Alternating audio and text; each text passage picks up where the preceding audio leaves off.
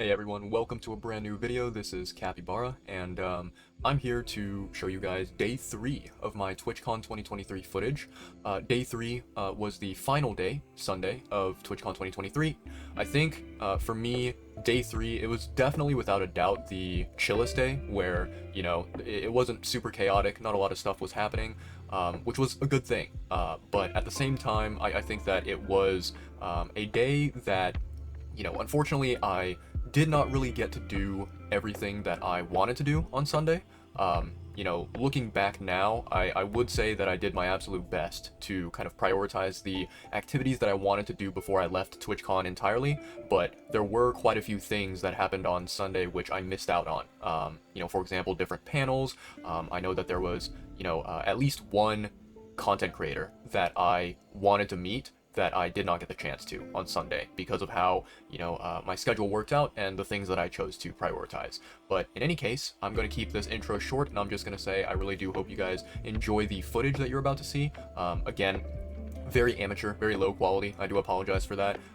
It's just, you know, I wanted to see what I could capture with my very low quality, low budget equipment that I brought with me to TwitchCon 2023. So if you decide to watch this and you stick around and you see everything that there is to see from my footage, then I appreciate you very much. Thank you. It means the world.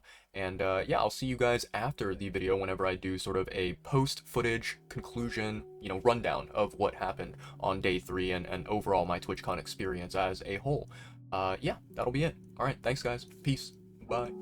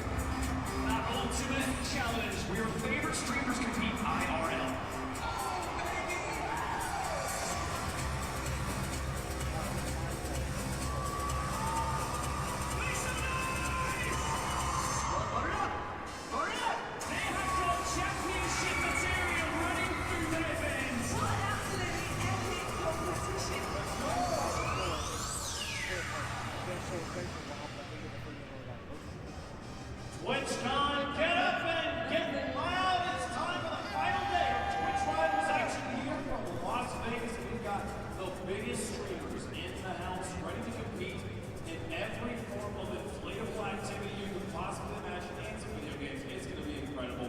So many teams to talk about, so many wonderful streamers that have woke up on this final day to compete during the Twitch Rivals Ultimate Challenge. I'm Wade, one of my Twitter. We're here. It's finally time. This is the pinnacle of Twitch Rivals. This is literally my favorite day every time we do these events because the Ultimate challenges are not easy, and it's not just video games anymore. We put the streamers through the rigor show. And I absolutely love this. Returning back to the start of the Ultimate Challenge 3 years ago. Yep. And here we are back in Las Vegas to celebrate in front of a crowd. It's going to be a great time. Back where it all began. A current Twitch Rivals Ultimate Challenge fashion. We're going to kick these off the action very, very quickly. Let's walk you through how this first game works. This is called Eye of the Beast. You see that target down there at the end? Look at all the numbers around the edge of it. Then forget about it. They don't matter, okay? We have our competitors using 3-man slingshot team to try and shoot a Velcro ball at the Velcro target. The further distance they are back, the better their score is. You're trying to hit the bullseye. If you hit the bullseye, you're going to be scored above the people that just hit the target. If you miss the target, so sorry, you're not going to get it here. And the teams that are furthest back, hit the bullseye from the furthest back, will get 2 points in our overall format. We're trying to collect the points over many different game modes before our finals. Here are the declared distances for each of the teams. C-Dog will be going from the shortest distance of 10 feet. We have 4 teams trying to go for the maximum distance of 50 feet. I actually wasn't prepared for that. I thought they might be a little bit more conservative here on the first event of the day. 50 feet is far, and I don't really think much of practice on here, some show. Was 5 feet available or 1 foot? Would have chosen. I would have took 1 foot. That's the way I roll. Just reach challenge, just put the ball on them. That's all I'm gonna do. I don't think that's how it's going to work. So we're going to be working through in reverse order here from the people who have the shortest distance to the people who have the longest distance. We're going to be starting things off here with Sea-Dog. Rome standing by for our first competitors.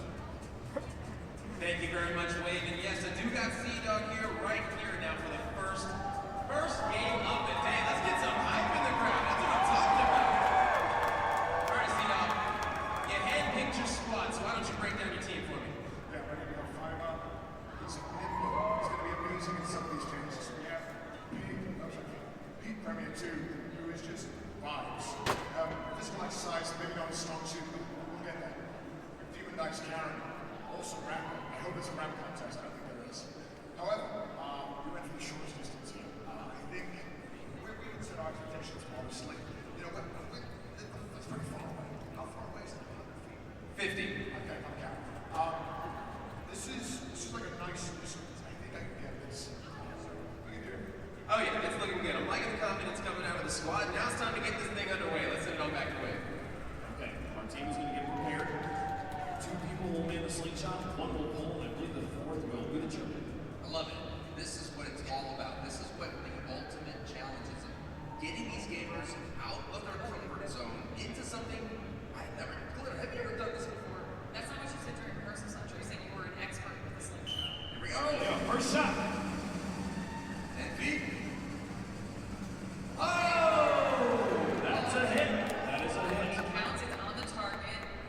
But it's not a bullseye. If nobody else hits the target They win. at all, they'll get 2 points. And honestly, the chances of that happening go up every time they get farther away from the Could target. be, you know, honestly, there's a good chance. Let's take another look at this attempt using our State Farm Good Neighbor Cam. Check it out, folks. The camera attached to the target. Get to see the up close and personal shots here. See the reaction from the streamers.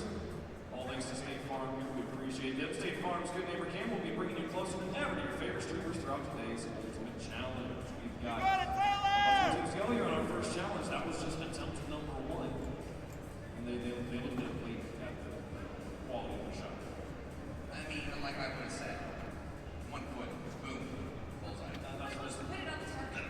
Literally cheating. That's the cheating. If they say declare distance, I think you win. And then you have to use a slingshot. Oh, that's the Not just an arm. I mean, I do have long arms, but this next team, they are built like This next team, you can probably stand 6 feet back. And That's right. Cypher PK will be going next year with an absolute monster of a squad here for the Ultimate Challenge. They're running it down right now, and they did go for 20 feet on this shot. So Okay. looks like Clicks and Cypher are going to be holding the slingshot. So Tyler will be doing the actual shooting here. Remember, Tyler competed yesterday, the 1v1, and is the battle champion and the boss battle champion. He won 2 Twitch Rivals titles. Just put him on top of the pile at this point. It's going to be the carry. All right, let's go down to Network. Standing by. Thank you so much, Baypunk. I'm here with Team Cypher PK, who is also going to be joined by Tyler and Clicks to be able to get this slingshot. And Cypher, you have been able to put together a team that is all sharpshooters. Do you feel like that's going to help you in this challenge? Yeah, absolutely. I mean, we had to practice shots, we couldn't even hit the target, but Tyler one wasn't here. Now that he's here, I'm putting all my confidence in it. I was working at a meat ring, so don't say that I was just late. Plus, you picked somebody else that's not even here.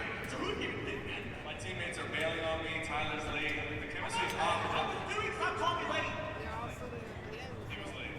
He was late, but maybe he's going to be the anchor that you guys need. So we're going to go ahead and let you get set up and see if you can get this bullseye.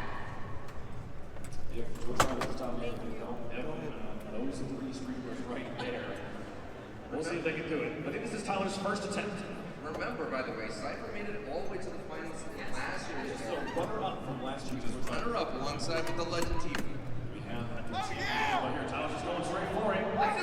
So much energy. You're doing a sniper shot here, Sancho. Here we go. Oh! Wait a minute! It's gone. I think it is. Judges. Ref. Judges. This is microscopic, What's the folks. ref say? It's a bullseye! Well done. Dude, let it be known that Tyler 1 is clutch. And we all already Wow. Great shot. really good stuff there. They will now, no one else a bullseye. That's true. They will claim the 2 points. Remember, everyone else has claimed a further distance. Exactly. Yes. Oh my goodness. See their faces? That was pure shock when they realized we were like, It did look like we missed a little bit, but hey, Major Eagles is never wrong. It's a good ref. Refs. It's a fair ref. There's no replay review, no challenge flags. This is good. You can see them already. It's Jones, Bagheera, Twal, Jake, Selden.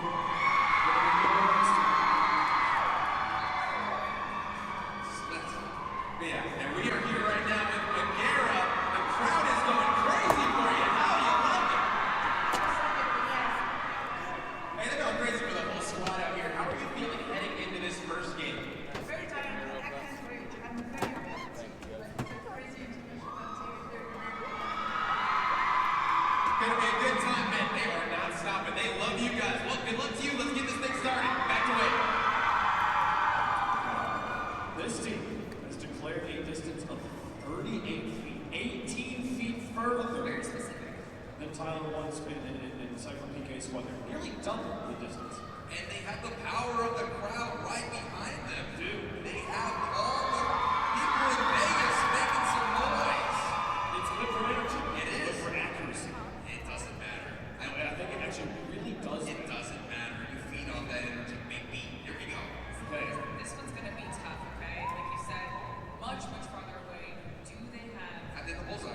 Looks like it's Wiles taking the They got shots. strategy here. Here we go. Very good. Make some noise, Vegas. They line up with the feet. Arms in the air. Dan, Prime the cannon. I think we're in front of the blocks. Fire!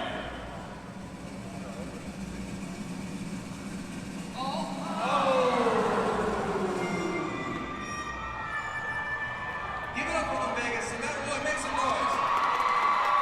All the love. All the love. And the good news is this is one of those 2 points. Yes. Those 2 points. You can absolutely watch out for future rounds here, but those 2 points could be the difference maker at the end. Not only that, but this is what we saw. We saw how difficult this was. 38 feet. 38 feet. Everyone else is now farther than this. What else is for this Team Dream? Next. Okay. All right. Team Dream only shooting from 2 feet further back than Team Bagheera. 40 feet. 40 feet. Wow. To see if they can do it. As they make their way on the stage. I'm fascinated to see what this team's going to shoot. At the same time, I remember Dream crashed the Ultimate Showdown in, I think, San Diego. You remember that? It just showed up out of nowhere. You're at five. Walked to like, Well, now he's got him right now. He's earning a beat. let's go see. There you go, Decker. Hello, everybody. We've got Team Dream here, who is the reigning Ultimate Challenge champion. So, are you feeling confident being here and being able to compete again? Yes. We're gonna win just like we did last time, right? Listen. They were winners all around. So, yeah, there you go. And you guys have like the Minecraft squad right now. You guys have all worked together before, so you feeling good? Yeah, we are amazing. We're gonna win. All right, well, let's get this done. We're gonna go ahead and let them shoot their shot. The full Minecraft squad shooting from 40 feet back, and we see who's going to be holding the back of the same shot. Maybe if it was like a bow and arrow, it would work for the glitter. Maybe. Right? You know, I was thinking that because they have that experience. Yes. Enough to do Minecraft already to start off the entire weekend. Correct. They are good. I'm pretty sure there's no hit scan of any sort in Minecraft. Everything is projectile based, so this is them in their element. This is kind of like a little foot battle between Fortnite and Minecraft right now. It's Cypher and Rex and Clicks. Tyler one would probably dominate Fortnite. Okay, look at this. When you're doing this though, are you going for like the lob strategy this far back? Or you just try to Think pull you- as think- far back as You possible? try to pull back as far as possible. They've got Sapnak, Foolish Dumpton, the Messi of MCC. I'm pretty sure those were Foolish's exact words. Does that mean he's the GOAT? Yes. He is the winningest player in MCC this year. Wow, okay. But can he score the longest shot we've ever seen? Here we go. Eye of the Beast. Here we go. Also needs to be a bullseye.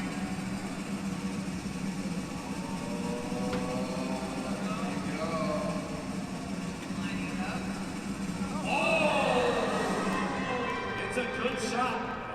bowls. It's okay. It's okay. It was a valid effort. That was a great shot, honestly. Let's watch it one more time. That Stay Fun Good Neighbor kid. Here it goes. You look good. Okay, did you notice that they also had The new clip, right? not only the knee left, they were checking their ankles before they even shot it. Something I would have forgotten to do. Skilled team. They'll look for points in the future events with many more to go before our days concluded. Now that we're halfway through Eye of the Beast, the rest of the squads are shooting from the maximum distance of 50 feet. But we're going to start things off. Are they headed over the stage yet? They are. Team Hafu, Twitch Rivals Ultimate Champions from the original event. Bro, let's talk to them. Yeah, we are here with Hafu right now, and let's go ahead and break down your team. You handpicked them. So break down your squad for me. Well, I got all the big grades right here. We're repping the strategy games, but I don't know how to do with some of these challenges, but we'll see. Wait for the brains. I'm not mad at that. How are you feeling going for the furthest distance and being the first squad to do it? I mean, we're not making up the shot, but you know, I've seen Abe do some amazing things, so he's got this.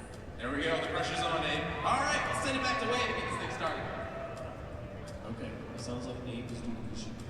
Well, I'm just surprised at how being the master strategist that she is, has decided to go 50 feet. I think there's a genius to this. They've got to watch people shoot 38 feet, 40 feet, see how far do they pull it back, do they go far enough, do they not? I think they've got the most information based on what's not so far. Not only that, but like you both mentioned, obviously the very first Ultimate Challenge champions, Hafu, Dogger, Look how far it is, though. It's super far. was humble last time around and still won.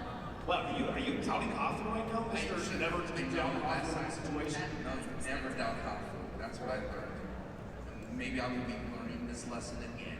Hafu, the strategist, came to their other three teammates who stand on the sideline. Dang, that is really fun. Let's see. They need as much power here as possible, Sancho. It's all about strength. Just shorts. It was literally perfect and straight. Just a little bit more back. Half step back, yeah, half step back, might have been Power. I think in this situation, you literally cannot have too much power. Well, I mean, you can go completely over. Look, if you just turn the ball right at the end. such a Did they turn on the air conditioner or something? Yeah. There's gotta be something. There's gotta be something wild happening, but again, it's a hit, but it does not beat Team Cypher's bullseye at 20 feet. Maybe they should have done the Price is Right. We'll see. I was waiting for somebody.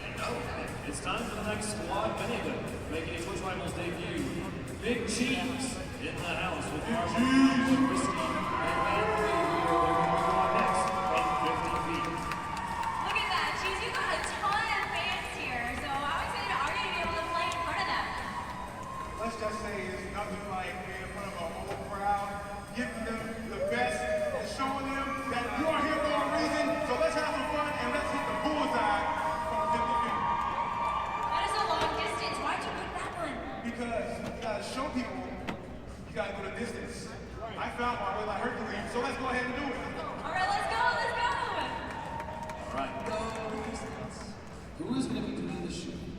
It's on. It's Big Cheese. Big Cheese on the screen. Big Cheese is ready right now. Oh, Big Cheese is a vibe. Representing Nappy Game. You know what's up. Oh, he's going to do the shooting. Nappy Boy Gaming. That's right, Cheese. Shout out to T-Pain. Pull him all the way back here. Looks like Whiskey and Anthony will be holding the slingshots. The cardboard cowboy, notably not cardboard. I'm surprised. I looked at the run of show and I was like, wait a minute, there's an actual cardboard cowboy? He is, usually. He put on his... Listen, look, Cheese Cheese has been limbering up, stretching. He's also testing the direction of the airflow in the room. Smart. All things our other competitors forgot to do. Big Cheese knows what's up. Here we go. If he hits this shot, the worst that happens is time. Exactly.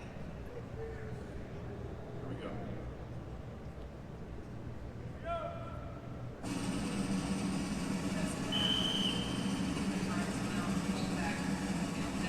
That's a wider stance with the slingshot. He continues to fall. And fires! Oh! Too low. We still believe Big Cheese will be a big competitor in the rest of today's Ultimate Challenge. That man has too much vibes to be on like that. You see them continue on if you're at the end of this event. It's just a way to get things started off in the building. Points is a lot. Let's take a look at the replay as literally pointed out. The shooters, the shuttle were far apart. They were, and I feel like maybe had they come in a little bit, it would have given Big Cheese a little bit more space to step back and get power with that slingshot. Would have actually used more of that rubber bandage. It's the scientific official term when it comes to Eye of the Beast. Rubber bandage. Is that the word? Rubber bandage is the better word.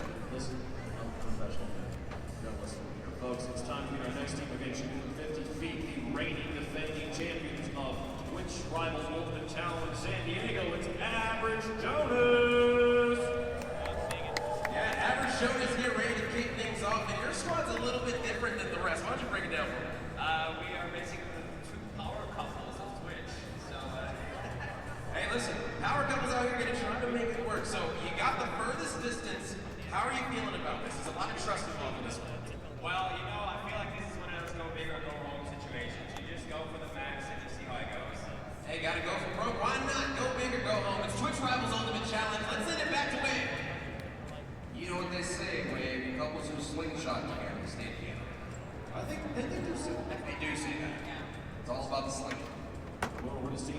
But also, this is awkward. Because it's a three-man operation.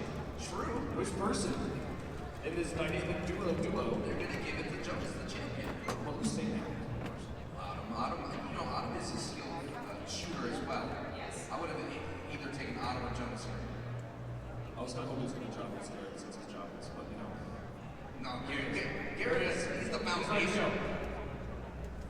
Let's see if they learn Are they today. Oh, look at that! There's no one standing out. They're gonna use all four people. Oh, I like this. Jennifer and Autumn on one side, Karen on the other, and Jonas in the middle. From 50 Actually, feet. this is great. Couples are sling together. They're ready to go. Stay together. It's solid. It went the exactly correct trajectory, just right. That's what happens here at the Ultimate Challenge. The Eye of the Beast must step up to the plate to hit that bullseye. It was not just close enough to hit. Honestly, I feel like it was Autumn and Jennifer that kind of overpowered on the left side, and it opened up the ball to go that direction. Oh, I see what you're saying. There's too much strength on the left side of the slingshot. Maybe it could have been Autumn as the shooter and have Jonas as the holder alongside with Garrett. They would have actually made that. It might have been good. Science, remember rubber bandage. So far, Yes. one full side. Still team side at the up line, not enough points right now, but we've got one more team to go. Last but certainly not least is Team Lululemon. Yeah, we've got Team Lulu here. Lulu, first of all, welcome back to Ultimate Challenge. How you doing?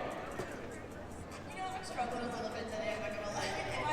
My goal here is to not throw up on the floor, so. That's a good goal to have, I think. Who you got with you to help you out with that? With throwing, with not throwing, I mean, yeah, I got Wig, I got Ethos, I got Jake. I picked them because they're all super competitive, and I think they'll be fine at the challenges as well, so. All right, I think you guys got a great shot, that's for sure. With that team behind you, we're gonna go ahead and let you set up, and let's see what you got. Okay. I'm gonna take a wild guess at your signal. Last time she was here, she was up till 4 a.m. competing in the Twitch rival stage. Maybe there was another repeat. Lulu definitely living it up in Vegas. See, having a good time. Coming off of a valiant Apex effort, she got a win yesterday. Yeah, Jake, and they got a win. Honestly, this might be the best situation though because Lulu can set the aim up and then let the boys who are shadow boxing and limbering up before the slingshot They clearly have some. take care of the power, yeah. And remember, Nice Wig has the power of aim assist, and I think that's going to make round one Clicks, Cypher, and Rex a little bit nervous. We'll see. The aim assist came in handy yesterday in the crew battle. That's right. As well as a battle champion. Can he nail it? For 2 points from 50 feet. With Mama Wig in the audience. You should have enough power up there, Wing. This looks good. Needle base. This looks good, bro. Oh. All forward. Ball slips in the grasp and it rolls to the end. I think it hit Ethos on the way out. I think it hit his elbow. Right now, the power of the gone not quite enough.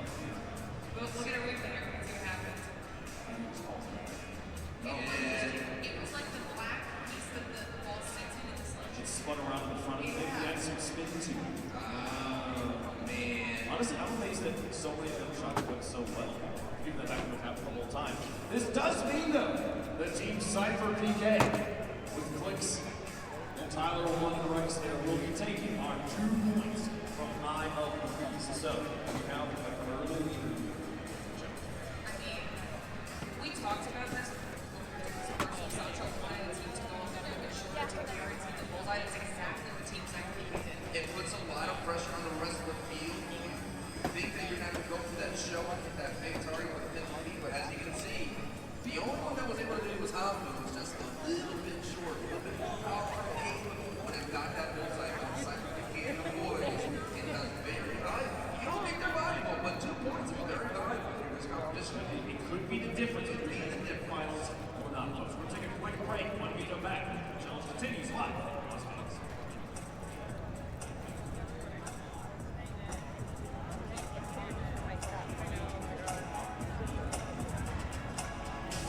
The most powerful smartphones and tablets ever. Now that power performance lets you get closer to the stars of today's show. This is our Samsung mobile interview, and I am here with Tyler One. Now, Tyler, you won yesterday in the 1v1. You won yesterday in the 1-on-1 against your brother as well, and you just won the first game here today. So how are you feeling right now? I felt pretty good. I mean, Cypher hit the ball at me. He was like T1. We blew it in the warm-up. Nobody could hit the bullseye. We need you to pull through. And that's what I did. Literally, pulled the slingshot back. I know, it was absolutely impeccable to watch. Great accuracy all around. Seems like anything you pick up, you're just amazing at it. I mean, you got a knack for those type of things. I'm going to ask you, what's your confidence level in your squad right now? Do you think any other team stands a chance? Absolutely not. But I will say, we have 2 sleepless guys on the team. There were a lot more sleepless teams than I thought. So, Yeah. play today. Oh yeah, it's gonna be some good competition for sure. Well, hey, this has been our Samsung mobile interview presented to you by Samsung in the brand new Galaxy Tab S9 Plus. #PlayGalaxy. Back to Wade. The ultimate challenge. Your favorite streamers to beat IRL.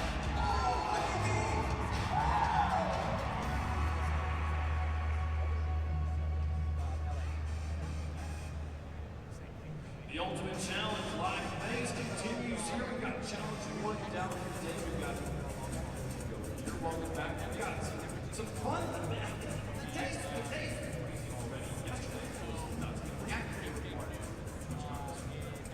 favorite part is honestly getting to watch the different challenges that we put all of our streamers through here live in person because we get to watch them compete in rivals all year long. Like, this is very different. Even just Minecraft in person and was insane. Oh, it was so good. It was so good. Ron, what's been your favorite thing? I mean, honestly, just seeing all these incredible creators out here getting ready to battle it out. The Eye of the Beast really shows the competitiveness that these players are having right now. I mean, they all really want to take on this down. They absolutely do. We'll see if they can do it. Let's talk about how does the Twitch challenge work overall. Okay, we talked about how the Beast has a single game works, but how do they win that trophy? We've got 8 teams, 32 players, so 4 players on each team here. They're going to be battling out over the course of the different challenges that you can see kind of affiliated behind this. The first one there was Eye of the Beast, but now we're actually dealing with PCs and playing 2 different games. We're playing Party Animals and Breakfast. We're playing through a Swiss format in both of those. The teams will have points based on the placement of those Swisses. You'll see, if you don't know how Swiss works, don't worry, we will explain it as we get into those games, and it will make sense by the end of the round. So then we'll do Feed the Kraken as a final last chance qualifier to become one of the top 2 teams. The top 2 teams will play our finale there by our next spring. The winning team will take home 15 grand here, bro. 3K more than second. More than 15 grand. I mean, with 15 grand, I guess the first thing I'm gonna do is go to, all my friends' Twitch chats and drop like 50 gifted subs. Gotta spread the love, and after that, who knows, take my mom out to dinner or something real sweet. Okay, we know what the other 40,000. Savings. Okay, that's a great plan, Chad. If you get a big bunch of money, put it in your bank account. Just take care of it. I'm not a financial advisor. Let's talk about Party Animals here and how this game is going to work. Many people, it's been taking the world by storm. Many streamers, many content creators have been playing this game, but if you haven't seen it, we'll tell you how this game works here. It's 4v4, and it's basically just knock them out. Just knock the other team out in the rounds. You go for 3 rounds. If you first win 3 rounds, wins here. Animals sumo wrestling. Yeah, I mean, this one is a really fun game. If you haven't played Party Animals, I mean, go ahead and give it a try. It's so entertaining. Just all these teddy bears and stuffed animals just knocking each other out, tossing them off of maps. It's really a great time. Super entertaining as well. So we will be playing one team versus another team. As you see them outlined here for round number 1 now. The way Swiss works, if you win, you play against the winners. If you lose, you play against the losers. We'll always play against the same record as your first team. So if you get 3 wins, you place them first. The better record you have, you place them first. Right. We'll have the better wins. Right. We'll see all that reflected in these leaderboards here. We'll keep you guys updated on how it's all going. But obviously, have to kick things off with the first match. And I know we're saying a lot of creators have played it, but I think there's some on stage that have not, which is just going to lend itself to even more chaos than the game already has. I can't decide if I hope it's has played or has not played. I'm not sure, but based off what he said backstage, he's been putting in a ton of chess time lately, about 30 games a day, even on this vacation. So, I mean, listen, I don't know. Tyler 1 seems like he's good at everything he picks up, so I wouldn't put it past him to be able to pick up Party Animals pretty quickly. I mean, we saw him in the first 2 tries with the challenge, though, pick up playing Boomerang Food for the first time. And we're like, oh, he's going to, no. That did take, there's a little learning curve to some of these games, no matter how simple it is. I mean, I think that's what makes it a level playing field, really. We've got a complete combination of streamers from all over the place, not only community-wise, but literal physical location-wise. And a lot of them might not have played Game 2 before. Combine that with Kansas Party Animals, that's insane. It's the best part of that the geolocation, centralized to one place, a million decisions in a line brings all the streamers in one building and they get to talk to each other, meet each other for the first time, meet the fans as well. I mean, and these are the things. Events like this, getting to see us compete, sitting at computers next to each other is wonderful, but it's the watching them talk to each other, I think, is the thing that genuinely makes Twitch special.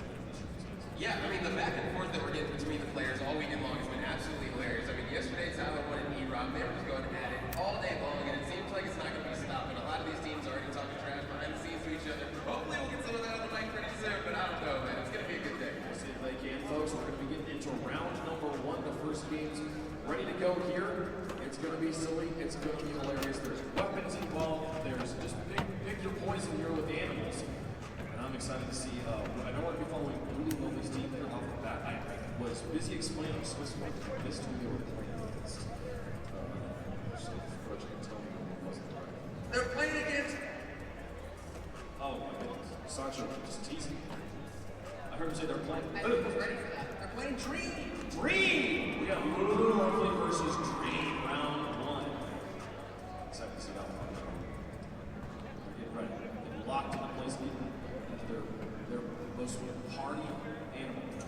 Sancho, I just went to the production straight up like that. There you go. Nothing. What can I say? So it's Lulu versus Cycle round 1. Let's go. We're into the action! Somebody will figure it out actually already. They're straight into trying to fight each other off with this ice cream right now. Yeah, and you can see already players getting knocked out. Players picking up weapons, and that was a 2-on-1 right there. A little bit of a team up. Just the objective is to just knock the other squad off. And you can knock them out, punch them, pick them up, throw them. It's hilarious.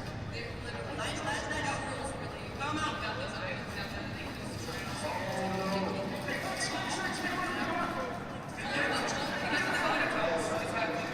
Yeah, and you can tell Lulu's been playing. She understands how to get that charge built up so she's going to play even further. And it's just red squad right now. Lulu Lovely's team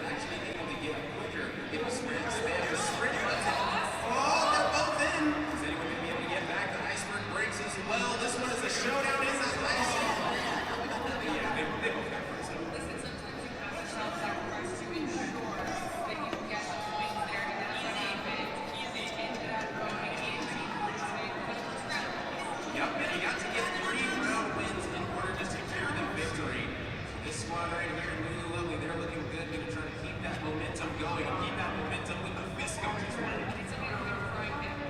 Yeah, frying pan is very, very good. Over the slow-mo knockout. So cinematic. Yeah, Tyler, gonna be struggling. You're gonna get dropped off the ledge. Trying to claw his way back up. Trying to spam that climb button. You are able to climb. And if you actually headbutt while climbing, it's not impressive.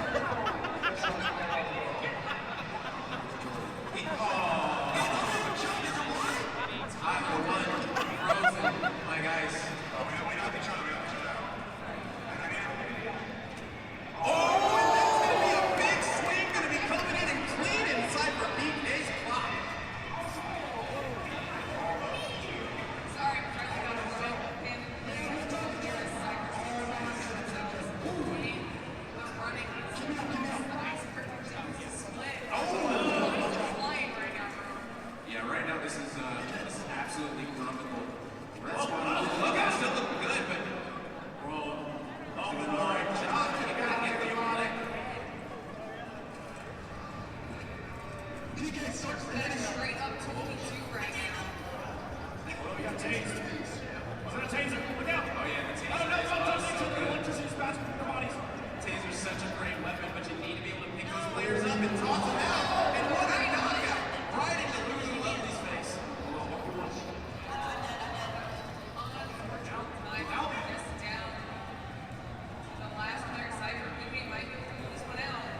This one's gonna be a close one. He's trying to climb back up. 2 players currently in the ice, and they're trying to keep him down. And there we go. Just like that. This one should be able to pick up his first victory here very shortly. There we go.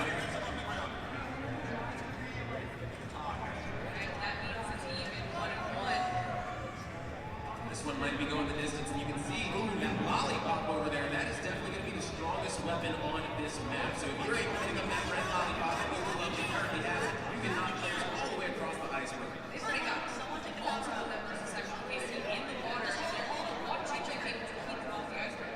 I mean, and that's the one thing about party animals is when you start sweating in this series, the communication is major. Communication is so key in this game. You need to know when to double team people, when to call out that you need help, when to say, hey, come knock this guy out, he's carrying me to the edge. You have to be able to communicate well with Romans like this team today. They're taking all this lollipop way too soon. Use my eye.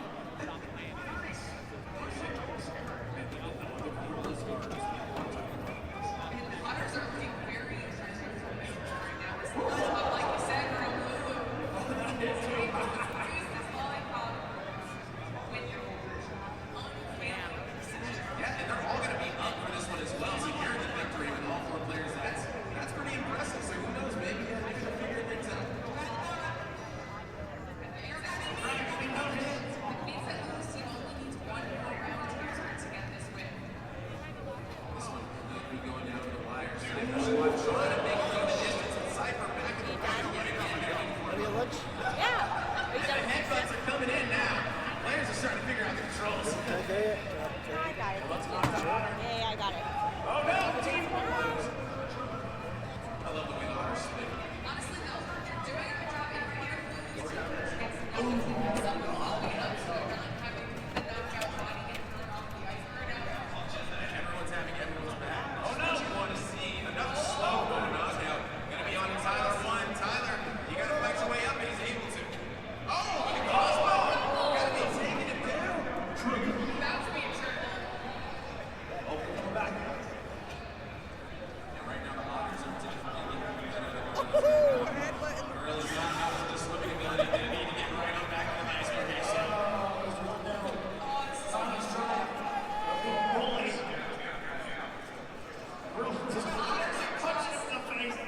These Otters are getting right back in games.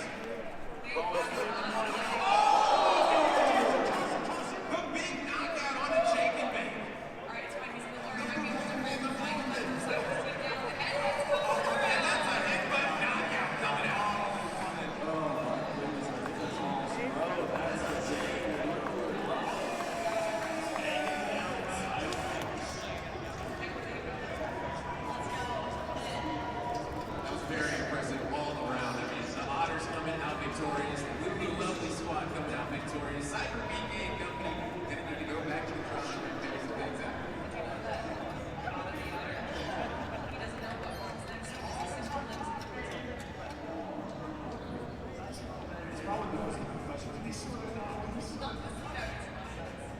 think all these stuff names have a whole lot of potential. There's the high performance weekends. I mean, oh yeah. I mean, you love the players just sprinting all the way across the iceberg. It's absolutely jumping so much.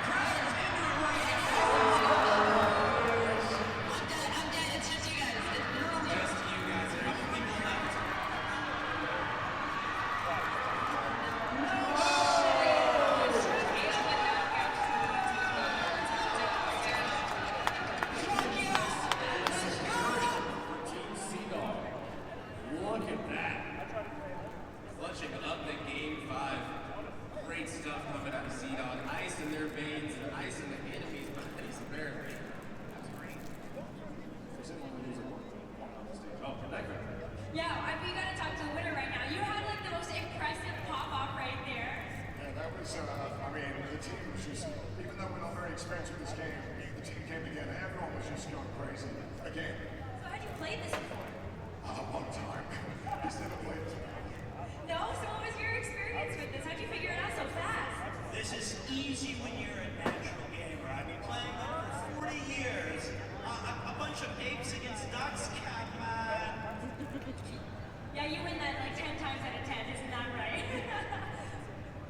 We're gonna let you catch your breath, it seems like, and then go ahead and get you ready for the next game. We should. Yeah, let's get this again. Let's get another one. Back to you. That was only round 1. We gotta do that 2 more times. They only have 1 point. So it's 6 points after we know.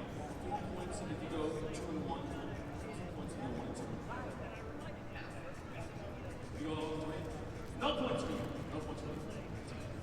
Yeah, and I'm pretty surprised at how quickly some of these players are picking things up. It seems like these players are really getting that learning curve very fast. Like they're understanding exactly what to do. They're understanding they need to go for the weapons and they need to start teaming up on people. And that's what you love to see. So this round 2 is going to be way more competitive. And the fact that the crowd was so hyped watching and cheering on their squads, what do you love to see?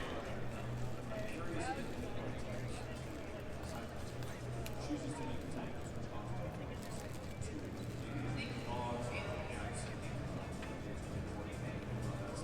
Alpha does take down teams pretty there. So we'll see Big Cheese facing off against C-Dog versus winners. Alpha versus Love versus then all the teams that took the L. Average Jonas versus Winder and Jones. So there's a synergy between those names there. Yes.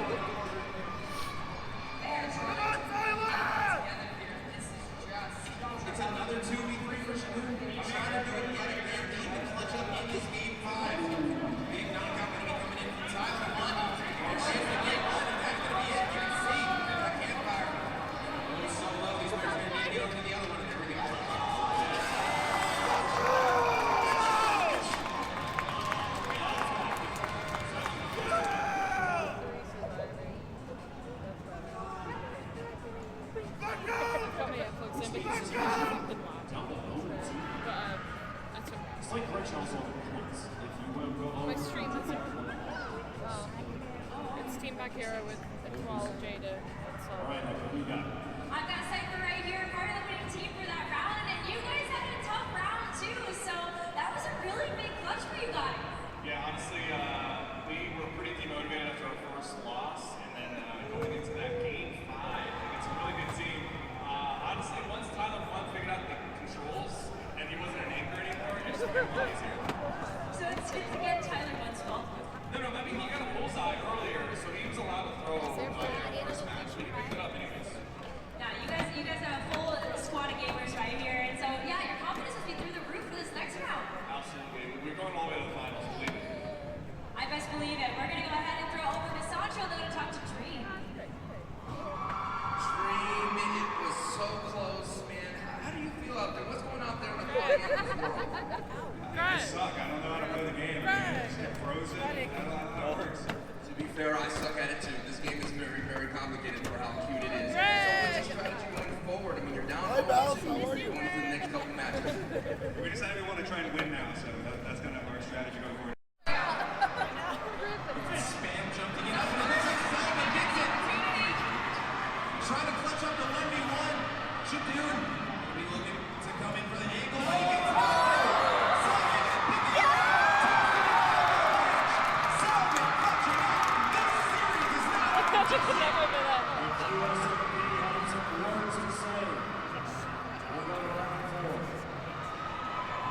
Selvin put on a backpack and told everybody to get in. Because right now he's kept their chances alive of getting the win in this final round. Party animals. Who's winning? Who's winning? Oh, there's 3 in this one queue. They're all safe for now.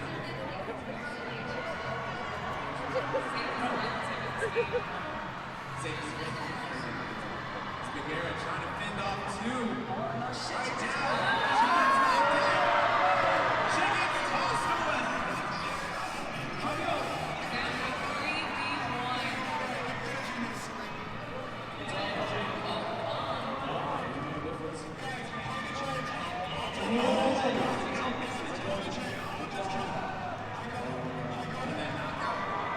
Interesting timing. Right as the flag ball's going to be starting and everyone's grabbing each other. Thanks, Adam. You go down. Going down with you. George, let's go.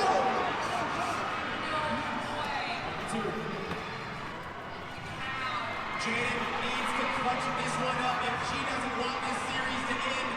Jaden trying to run away. She gets knocked out. She gets picked up.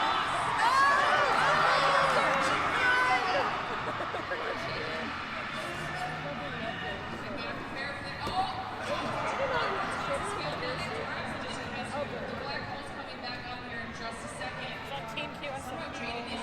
Fighting all of this chaos. This is going to be close. Very close. Camera angle circle.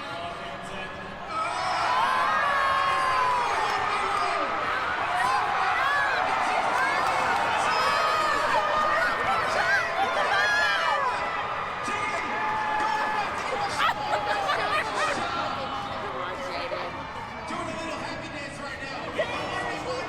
Jaden going for the knockout. Getting kicked up.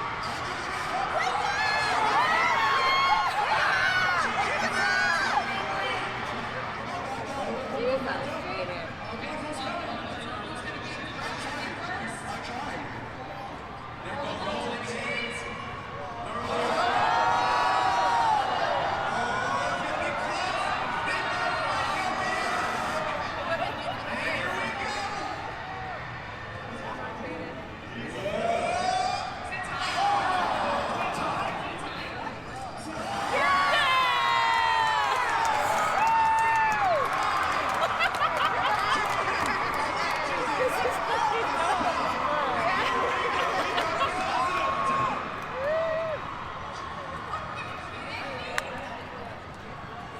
That right there was an awesome play.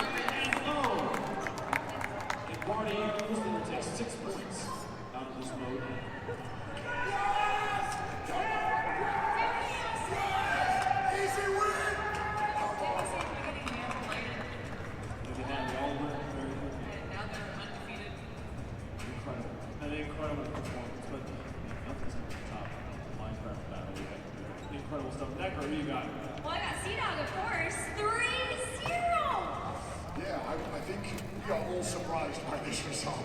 Half of us have never played this game, so I think we're ecstatic right now.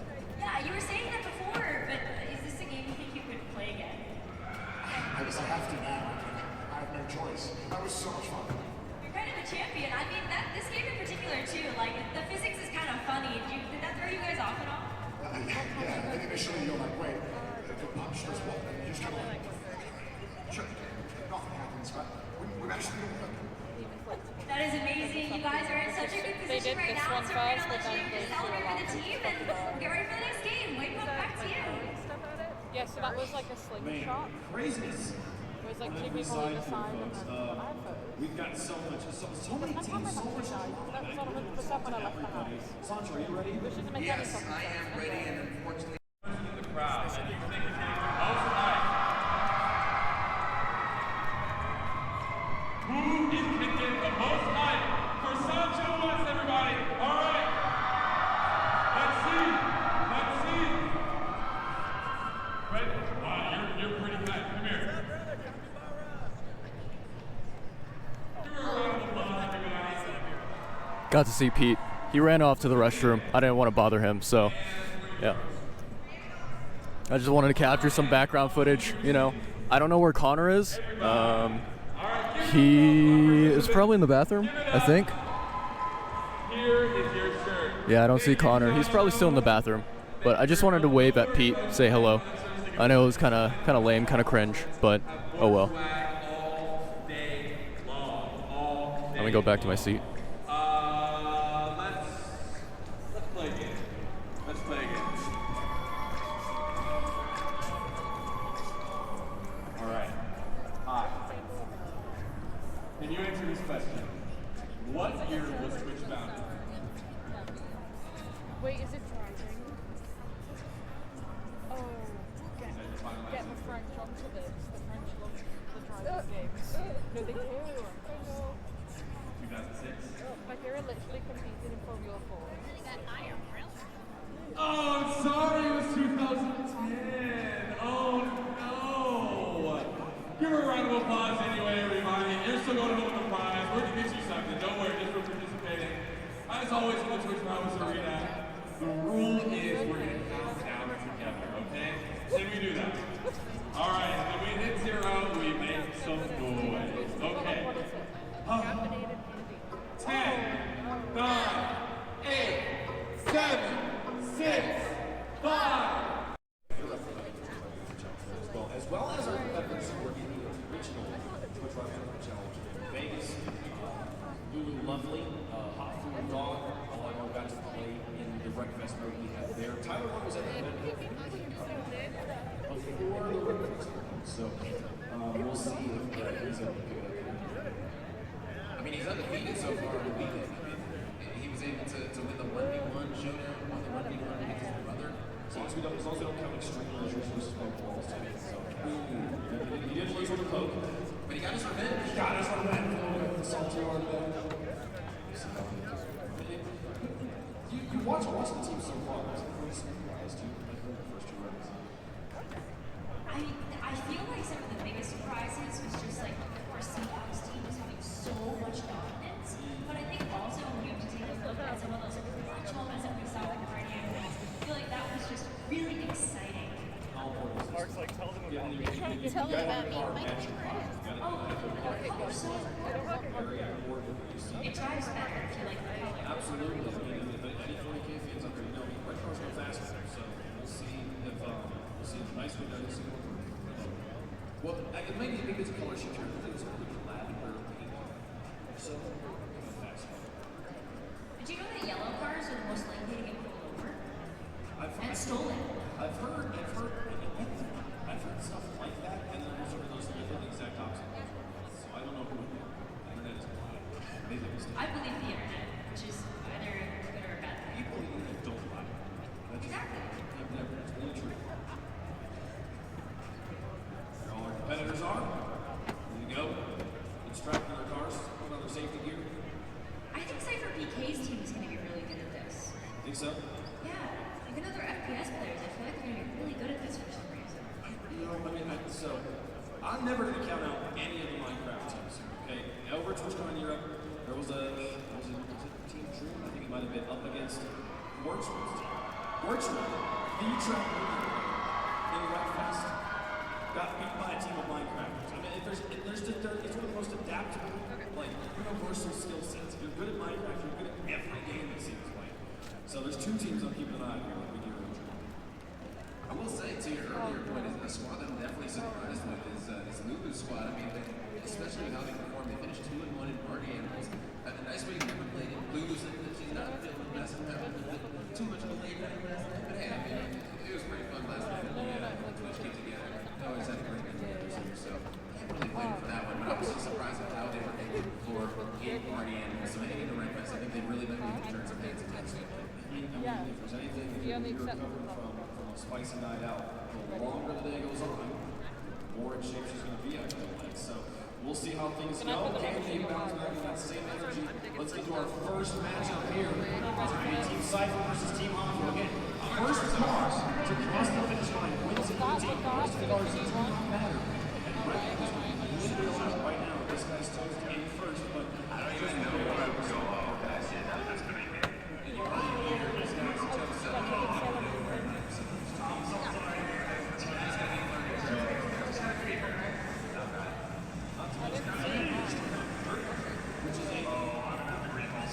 Sort of forgiving, but also again,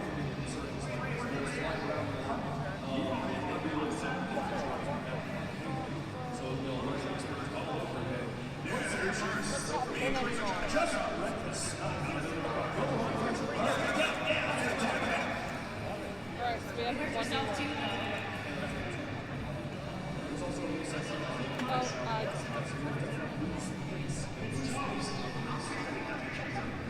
It's on the floor.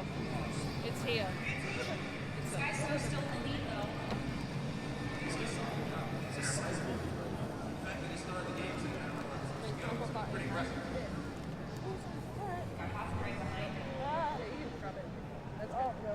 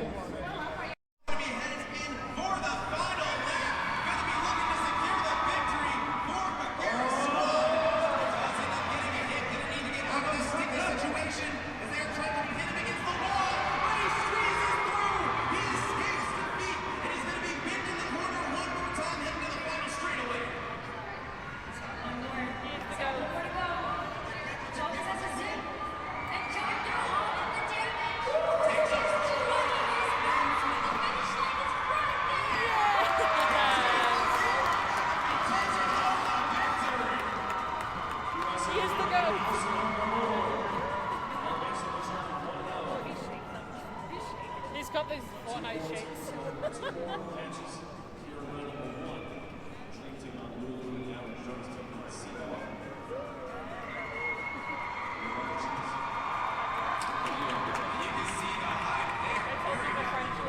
Racing games.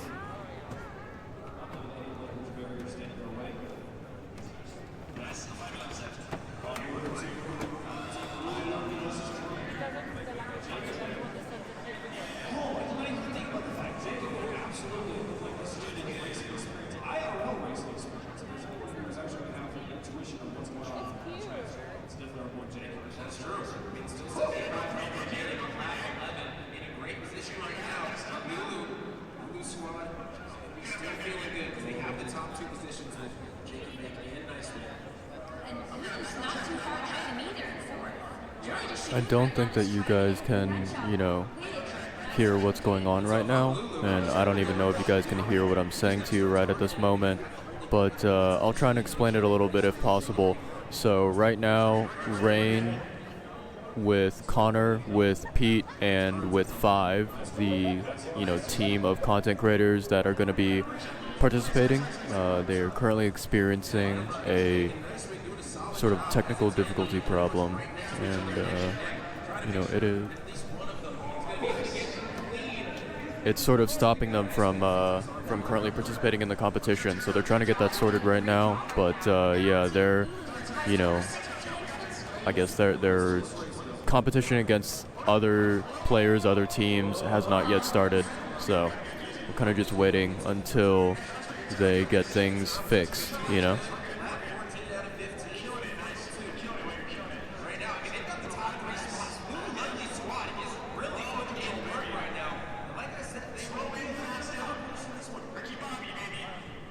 Absolutely, safe bet. Yeah, 2 more laps here. Maybe 1.5, but just one now. And that's going to be a big hit. I got you, don't worry. I'm going to get that flare off you, so you're going to be good to go. This is the final lap now for Jake and Bake Live. You can hear the hype. He understands the moment, and he's got in front of him. Just needs to capture it. Turn it into the final straightaway. As we head on down, I don't think anyone's going to stop him. Especially a teammate, but there we go. Going to be hitting that victory.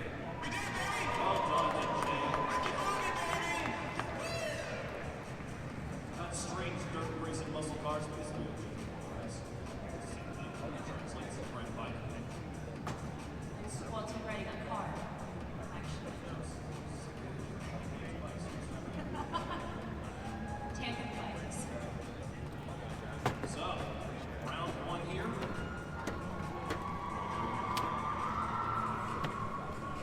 Sancho, standing by with our competitors. Yes, sir. I have the one and only Jake and Bake here. The best talked about it. Did your driving experience help you out in Right Crest today? Slow and fast out, a little bit maybe, but you know, it's okay. I'm going against Minecraft games. You guys are with those squares and boxes. Oh, baby, you know what I'm saying.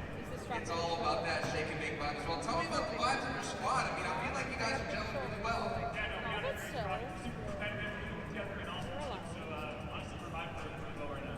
Last question. Any kind of vibes for the community you want to send a message out to the world? Oh my God, love each other a little more, man. This world's crazy. Give each other a little hug, give each other a little more, man. Come on, everybody out there. Can we start with right now, huh? There we go. Wave, hugs all around. Back to you, man. Jake, in my mind, is a favorite here at Right Crest. I'm excited to watch Team Blue so you can continue to be on that racing line. It's got a like a lot to I know, it's also just a global favorite. That was a great message out there. He's a global traveler. He's not sitting on the computer. He's flying the world. He spends a lot of time in Asia, a lot of time in Japan. And it's fluent in Japanese. I don't know what else is the original Irish.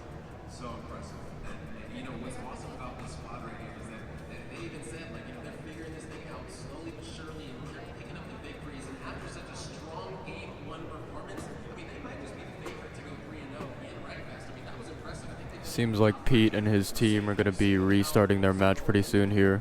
They're setting up right now. So there's no way to like win more hard than another. So still at least 6 points are on the line, but those 6 points are massive to the same leaders right now. All same type 6 points. And also those 2 points originally from the Eye of the Beast that Tyler won and Cyber PK squad were able to acquire, those 2 points might actually come up big. They were already coming up after game number 2 to keep them tied for first place. So we'll see how this thing goes. Of course, folks. So we'll get the next Right Crest match up and running here. I'm excited to see this work from the first match. I genuinely kind of thought it was over halfway through, but no, they came back to the It's awesome too because like you can tell that every team is taking a different approach. Like, do you just have one person that tries to run the entire course?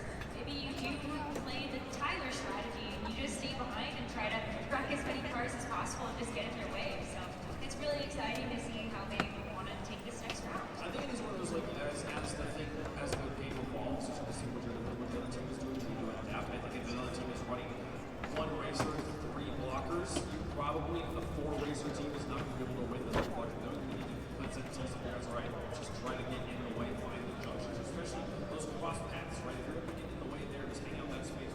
So you get 2 opportunities per lap to try to get to the team. Yeah, and I mean, Tyler won. He had every opportunity in the world because that's all he was going for. He didn't complete 1 lap the entire game. He said, my only job is to be the bruiser for the squad. I'm going to be taking out as many cars as possible, and you can see it right there.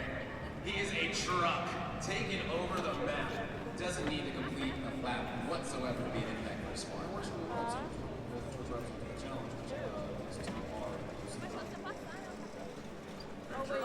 So he is a truck, and he's is a Twitch round. So, we got 3 of the matches from round 1 concluded with some average shows and C-Dog actually get to the later match. Technical difficulty, maybe adjusting a timing belt on one of the as we see in that one road worthy here. And also, we're ready to go here. All right, so they'll be playing a slightly Pete's team is the team with the blue cars. Red team is the enemy team.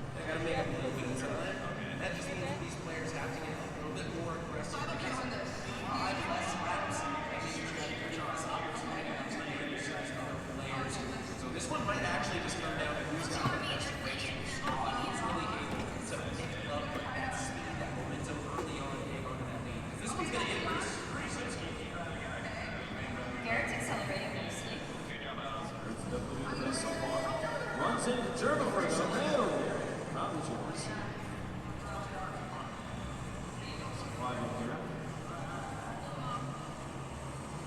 Gotta be careful of his teammate. Oh, that's the wrong direction. I love that. He's just helping the course out.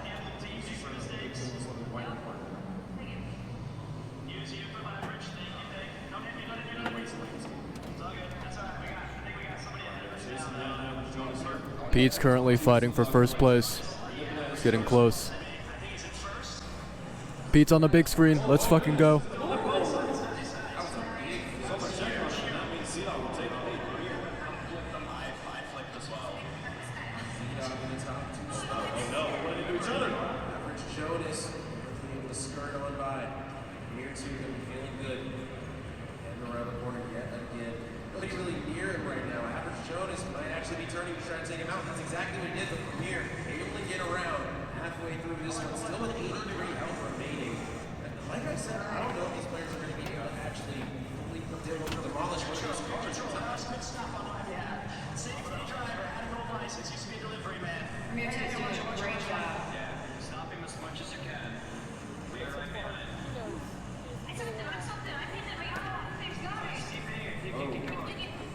Just focus him, Dad. That's it. Okay. Sorry, journalist. Can't even find him. What? I don't know. I don't know who's in first place. Be near first, keep going. Alright, just gonna Premier stay 2 the is course. still in first, but C-Dog not too far behind. We said we're gonna hit a kill, but bottom is already down to like 43 health. That was Connor on the big screen on the TVs. It'd be pretty troublesome. C-Dog's still doing a solid job of avoiding almost everyone. I mean, he's got pretty much all of that bar remaining. He'll be feeling very, very good in that first place in this session. Premier 2, he's ready for the free run help himself. I mean, the squad and C-Dog are looking very, very good being able to take over this victory. Took a big hit back there.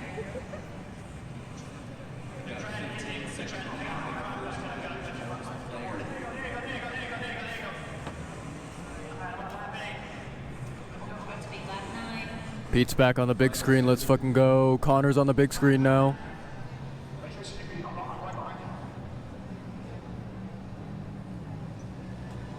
You hear the communication going to be coming out from C-Dog. They want to make sure they're locked in. They're going to be securing this victory here. They don't want little shenanigans to mess up. It's right in front of them. Autumn is so low now. Yeah. This might be it. Rolling, boom, tumbling. And here comes the last Let's fucking go, Pete. Let's go. 20-second lead on the first average Jonas. He's still in first place. He's got this. Right around the corner. Premier 2 almost has it. There it is. Premier 2 getting the clutch for Team C-Dog. Let's fucking go. Easy dub.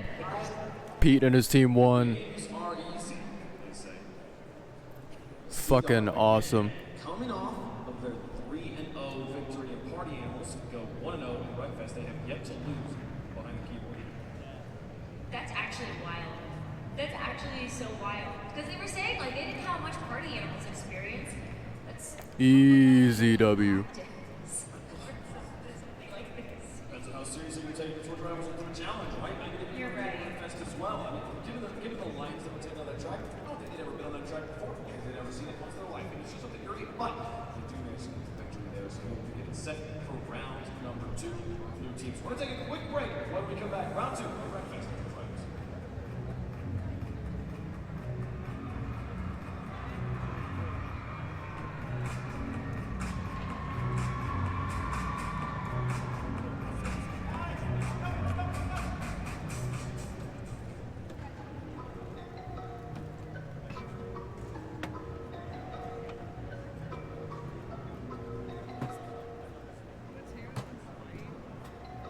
TwitchCon Las Vegas, make some noise. Yeah.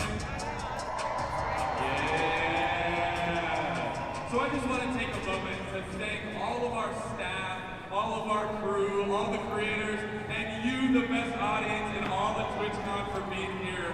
And for all Team Big Cheese, get ready. Strap on, here we go. It's going to be Big Cheese versus Hoffman. I don't want to order you guys to play the game. Don't play the game. This is not the map that has. What does that mean? Just keep, just But it is focus on weak. It's big, it's a little bit more grip, a little bit less slide on you. I'm running through everything. Trying to back with them, just not good. Putting on some phone hazards for everybody. Hey, there's money involved, please.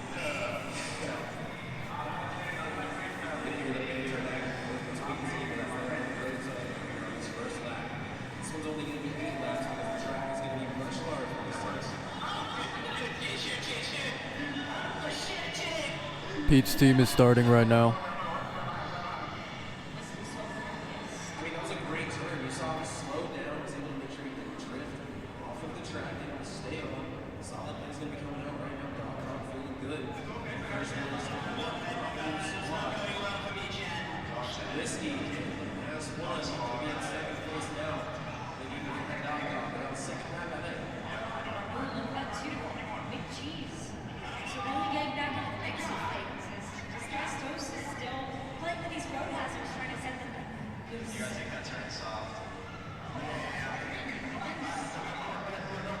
Okay, cross exit, yeah, Love hearing the crowds between these players really trying to win to go for some of these hits. When you see your areas, when you got the straightaways, Dog still going to be feeling very, very good right now. In that first place position, he's been in first the entire game. He has, but Whiskey's not too far behind him right now. Not at all. 2 seconds. Maybe try to catch up as best he can. Whiskey doing a solid job there. It's a great game, making sure this is stay on the track. Dog going to turn this hard. A little bit of a mistake there, but they get it right back. Still in first. Whiskey is right on his team. He drifted a little bit too hard there. It's giving Whiskey an opening. Nice. Great control out of Whiskey right there.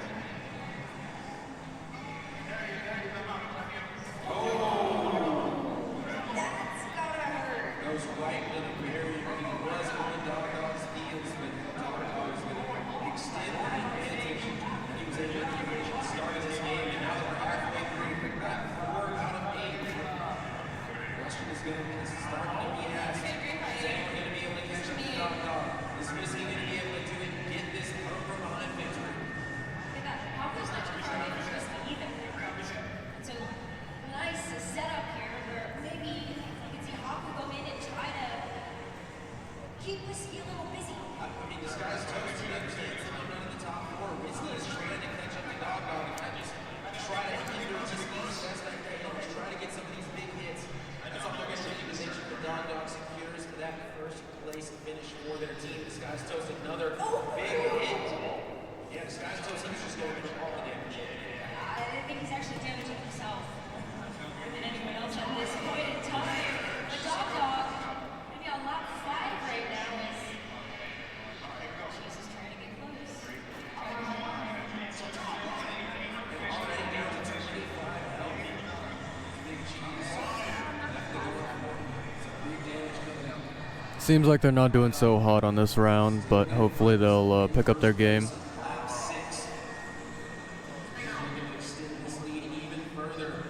He's currently made it about an 8-second advantage. So Whiskey's going to really do everything possible to try to catch up. I don't know if it's going to be in the cards. Still looking for a Dog reset. He had to reset there, and now Whiskey sees that. He wants to try to take this opening right now. This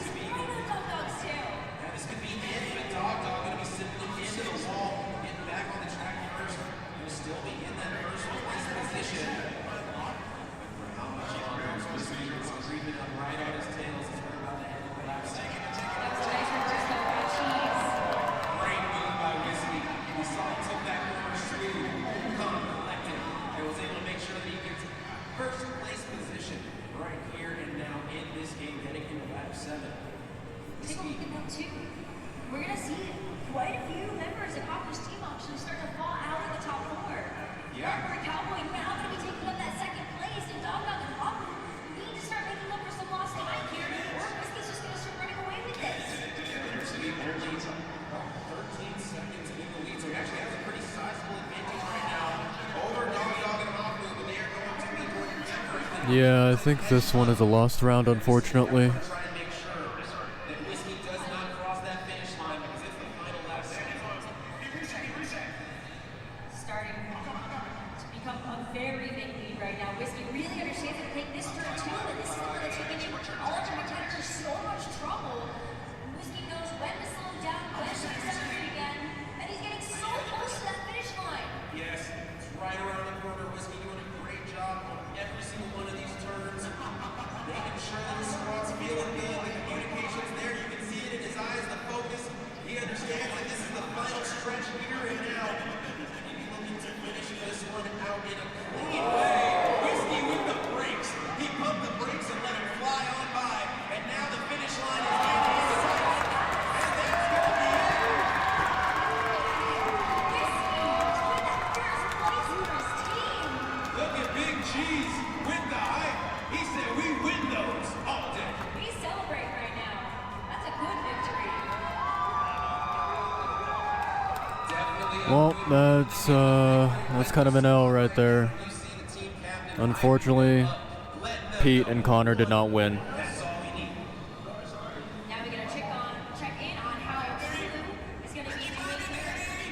The rest of the team is doing. And it's okay. We're just checking into the finish right here. Jake and Nate with another one. Jake and Dale making sure that they pick up that victory. Look at the top three. They got the top three yet again. This squad truly might be the favorite heading into that grand final. Towards the end of the average Jonas and Whiskey matchup also. Jonas is gonna be on that final lap. He's also gonna be in first place. Garrett right behind him. They actually have the top three locked up right now, and the closest place on Team Dream is 2 minutes behind first place. So this one is a little bit of a blowout. This Team Average Jonas is going to be cleaning this one up, taking the top three positions. Oh, and Garrett's on such critical damage right here too. He has to be able to maintain the speed. Jonas is gonna be bringing up your rear just to ensure the victory. And Garrett is able to see that finish line in his sights. That's gonna be a first place for them too. Great job coming in for the squad. They're going to be feeling so good picking up that victory. Breakfast, I mean, you got to learn it quick. These players are doing just that. Only one match we haven't checked in with yet. We can see the scoreboard up behind us. We'll show you on screen as well. Cypher BK's team taken down by Bagheera. Bagheera staying 2-0. The Bruiser, Title 1, finally checked up. That was gonna be a tough battle for sure. Was.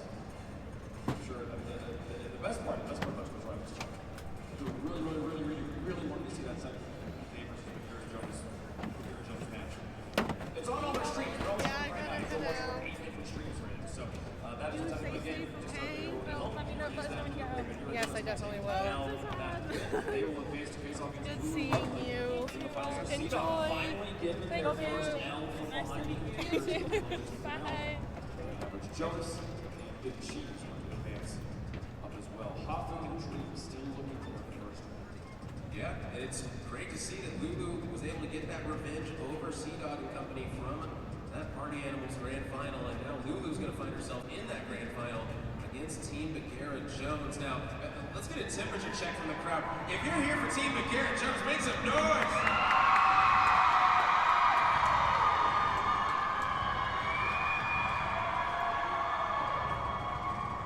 You love it. They're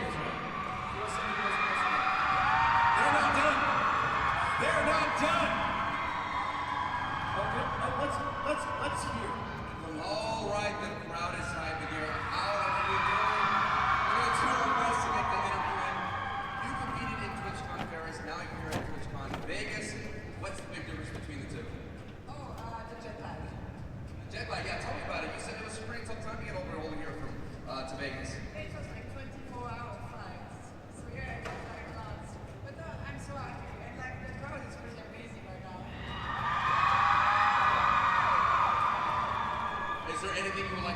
out here in Vegas?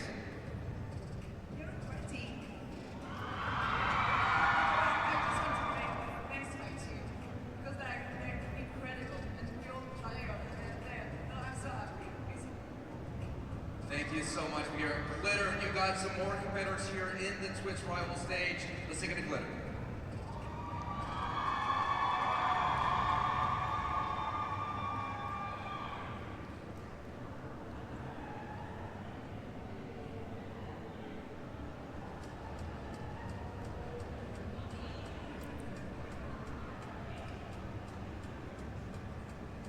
Alright, I'm sneaking in behind Niceway here.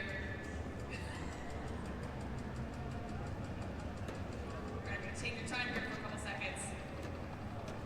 You guys are doing really, really well so far in the 2 video game challenges. Just had a phenomenal race up against the C-Dog squad. What's the vibe? Oh, amazing. Jake Bacon knows everything about cars. He's giving us tuning specials. He's hard in. What the fuck you say? Hard out, hard out. I don't know. Something about going fast and slowing down, but he's doing a great job, man. He's leading us great right now. Yeah, I mean, you have had quite a few clutches, Jake. Is it okay if I jump in and ask you a question as well? You wanna come on over here? Okay, Wade was saying that you gave some serious auto advice for these races. Can you tell me what you told the team and how you succeeded? Yeah, I was saying, well, I don't want to give away secrets to the team, but it's definitely more important to go slow in with control, getting in that corner, and then fast out. It's supposed to work straight on driving the safest way. This car can get punished. You go off the track, going far out, got a lot of problems getting back on the track. So we're staying on track here. All right, well, your advice is working. The teamwork is clearly working. Wade, back to you guys. All right, Jacob Bake's team clearly a favorite right now. They clearly have this on lock. They are 2-0, so they're going to be pretty good. But I will say, I've been doing Twitch Rivals for 3 days here. QSFP people finally got my Washington game. It was too loud. I had a loud noise warning because of their cheers on my watch. So they are making some noise nobody else has been making so far. We'll see if that energy can carry. I don't think that energy is going anywhere. I feel like they're going to keep that energy all day long. In there. Thank you so much. Oh man, it's the best part. The best part about Twitch Rivals. We've been saying it all day, but we get to see stuff like this. They get to see the streamers get to see them all in the same place. They only set up the highlights them in round 2 is really set up. And we saw Dog dominating early on and ended up going down and that's our in the corner. It was a very, very close race between these two squads. Oh my gosh.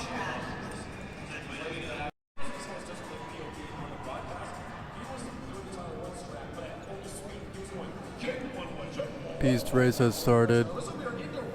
Looks like Connor is on the screen right now, I think. Or it might be someone else. No, I think it's someone else. You got the waves though in it. That's going to be interesting to have to navigate. All of those jumps, make sure you're not going too fast, but you're not going too slow. Just right. Like they said on the turn, slow in, fast out. That's how you gotta do it. That's a big team crash. That one's gonna hurt. 15 health. Wow, that's actually going to open the door for 3 of the C-Dog members to actually sneak out first, second, and third place. Whiskey's back in.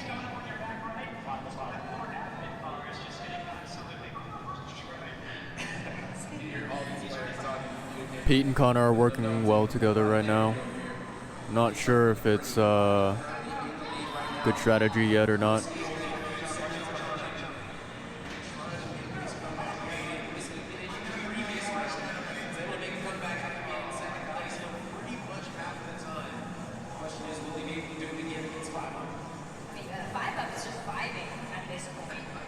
I believe in Pete. Pete can do this.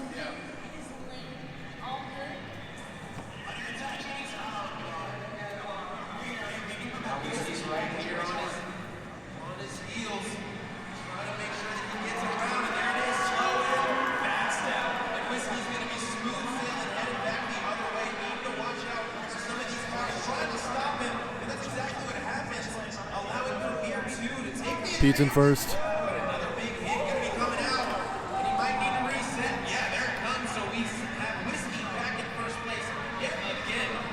Secure this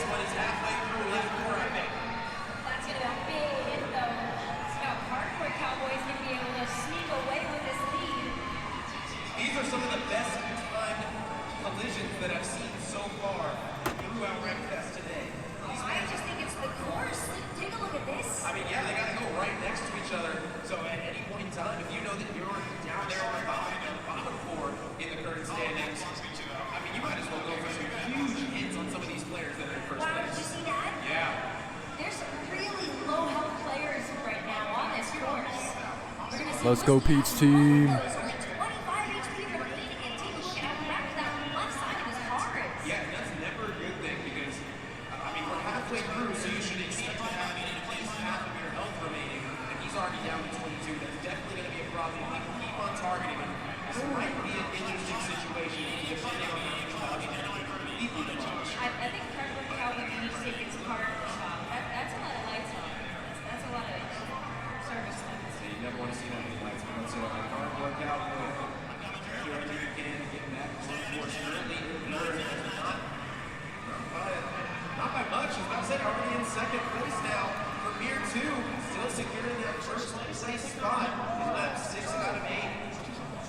It is a really close one here. I feel like everybody is just changing positions as we enter into the final few laps of this race.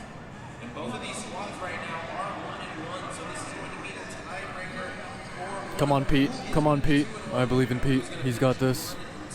This is fucking tense. Oh no. Come on, Pete. Come on. You got this. There you go. There you go. There you go.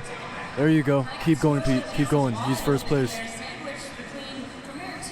He's got this. Premier 2's going to be able to sneak away with that lead just a little bit before we do see a huge collision. Go, go, go, go, go, go, go. Oh, fuck.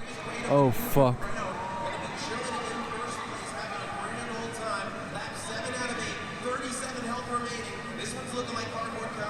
Fuck, this is close.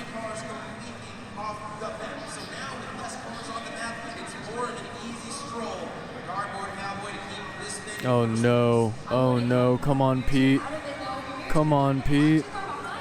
Fuck. Come on, Pete. Come on, 5 up. Come on, come on. Oh, oh, oh. There's a block. There's a block. There's a block. Come on, come on, come on, Pete. Come on. You fucking got this, Pete. Damn it. Ooh, this is bad.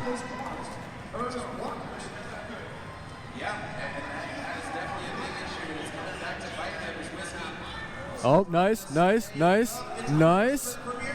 Come on, Pete, come on.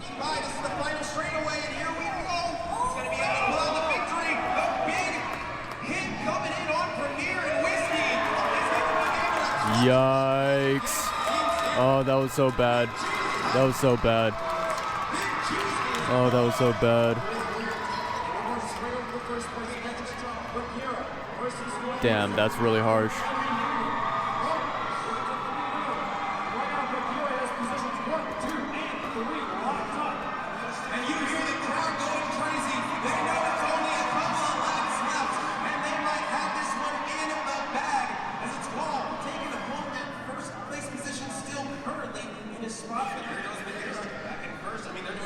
God damn, man. That was really fucking close.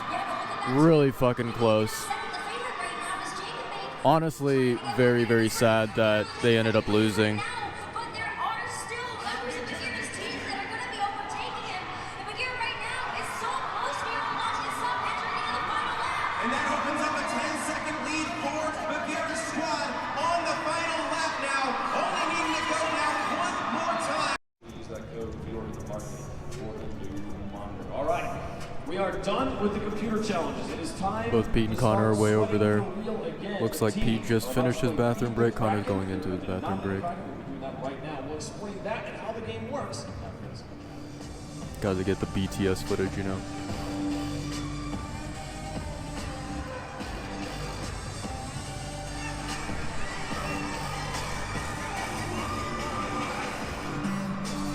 That was a great game, man. You did your absolute best.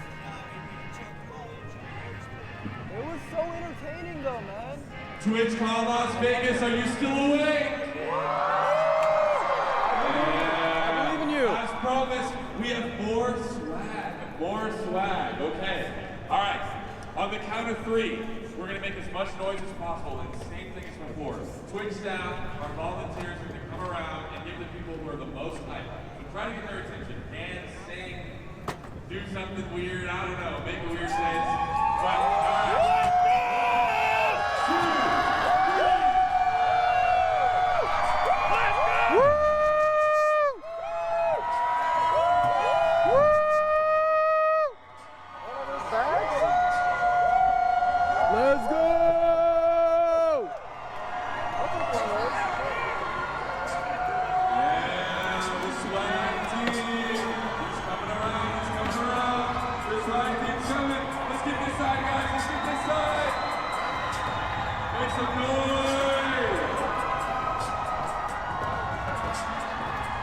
Well, I don't think I'm getting any swag, but that's fine.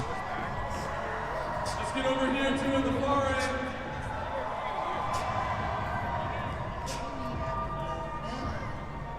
I don't think Connor has returned yet. Over here, who wants some swag?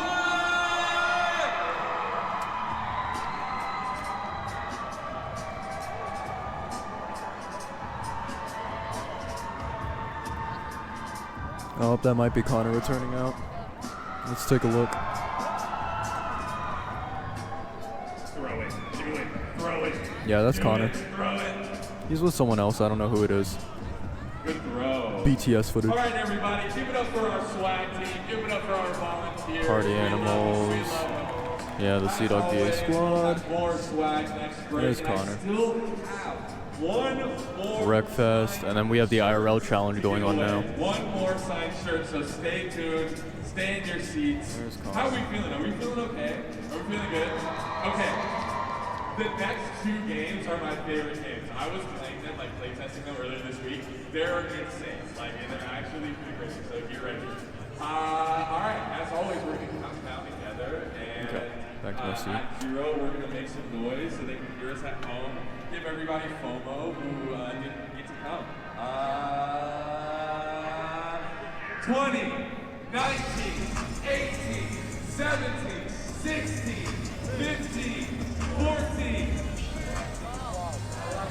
10, 9, 8, 7, 6. Feed the Kraken. I don't know what the hell this game is all about.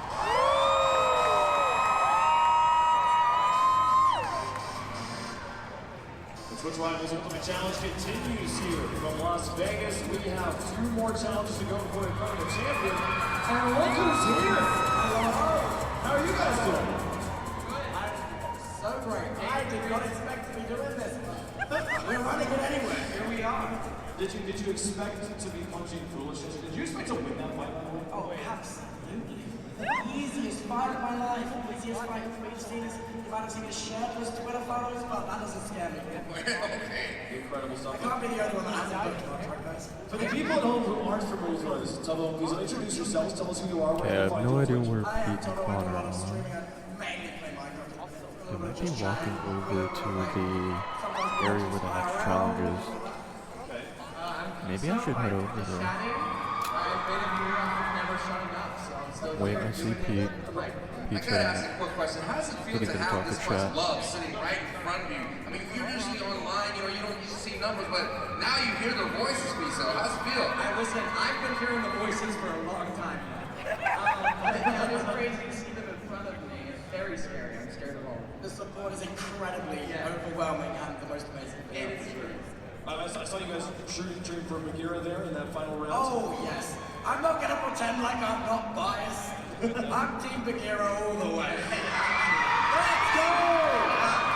It was a crazy race, actually. I mean, the captain put it all on her shoulders and was able to get the job done against Jake and Bake. A huge upset. A huge upset, probably the most experienced racer on the field. But the moment you're sending cars the wrong direction, I feel like everything goes out the window. Out the window. So, speaking of throwing everything out the window, our next mode here is called Feed the Kraken. This is our last chance qualifier. After this, we are eliminating the bottom 6 teams. So it is very important after Wait, the we are? to be in the top 2. Yes. no. After Feed the Kraken, all that's left is the finals right now. There's going to be this slide you see okay. on the side here. There will be 3 Yeah, it looks like people I'm gonna have to winners. move. One person is a Kraken. Everyone on the team, every team will have nominated their one Kraken. The Kraken will sit at the pirate ship you see on the bottom there. They'll wear a squid costume, and they'll have a net.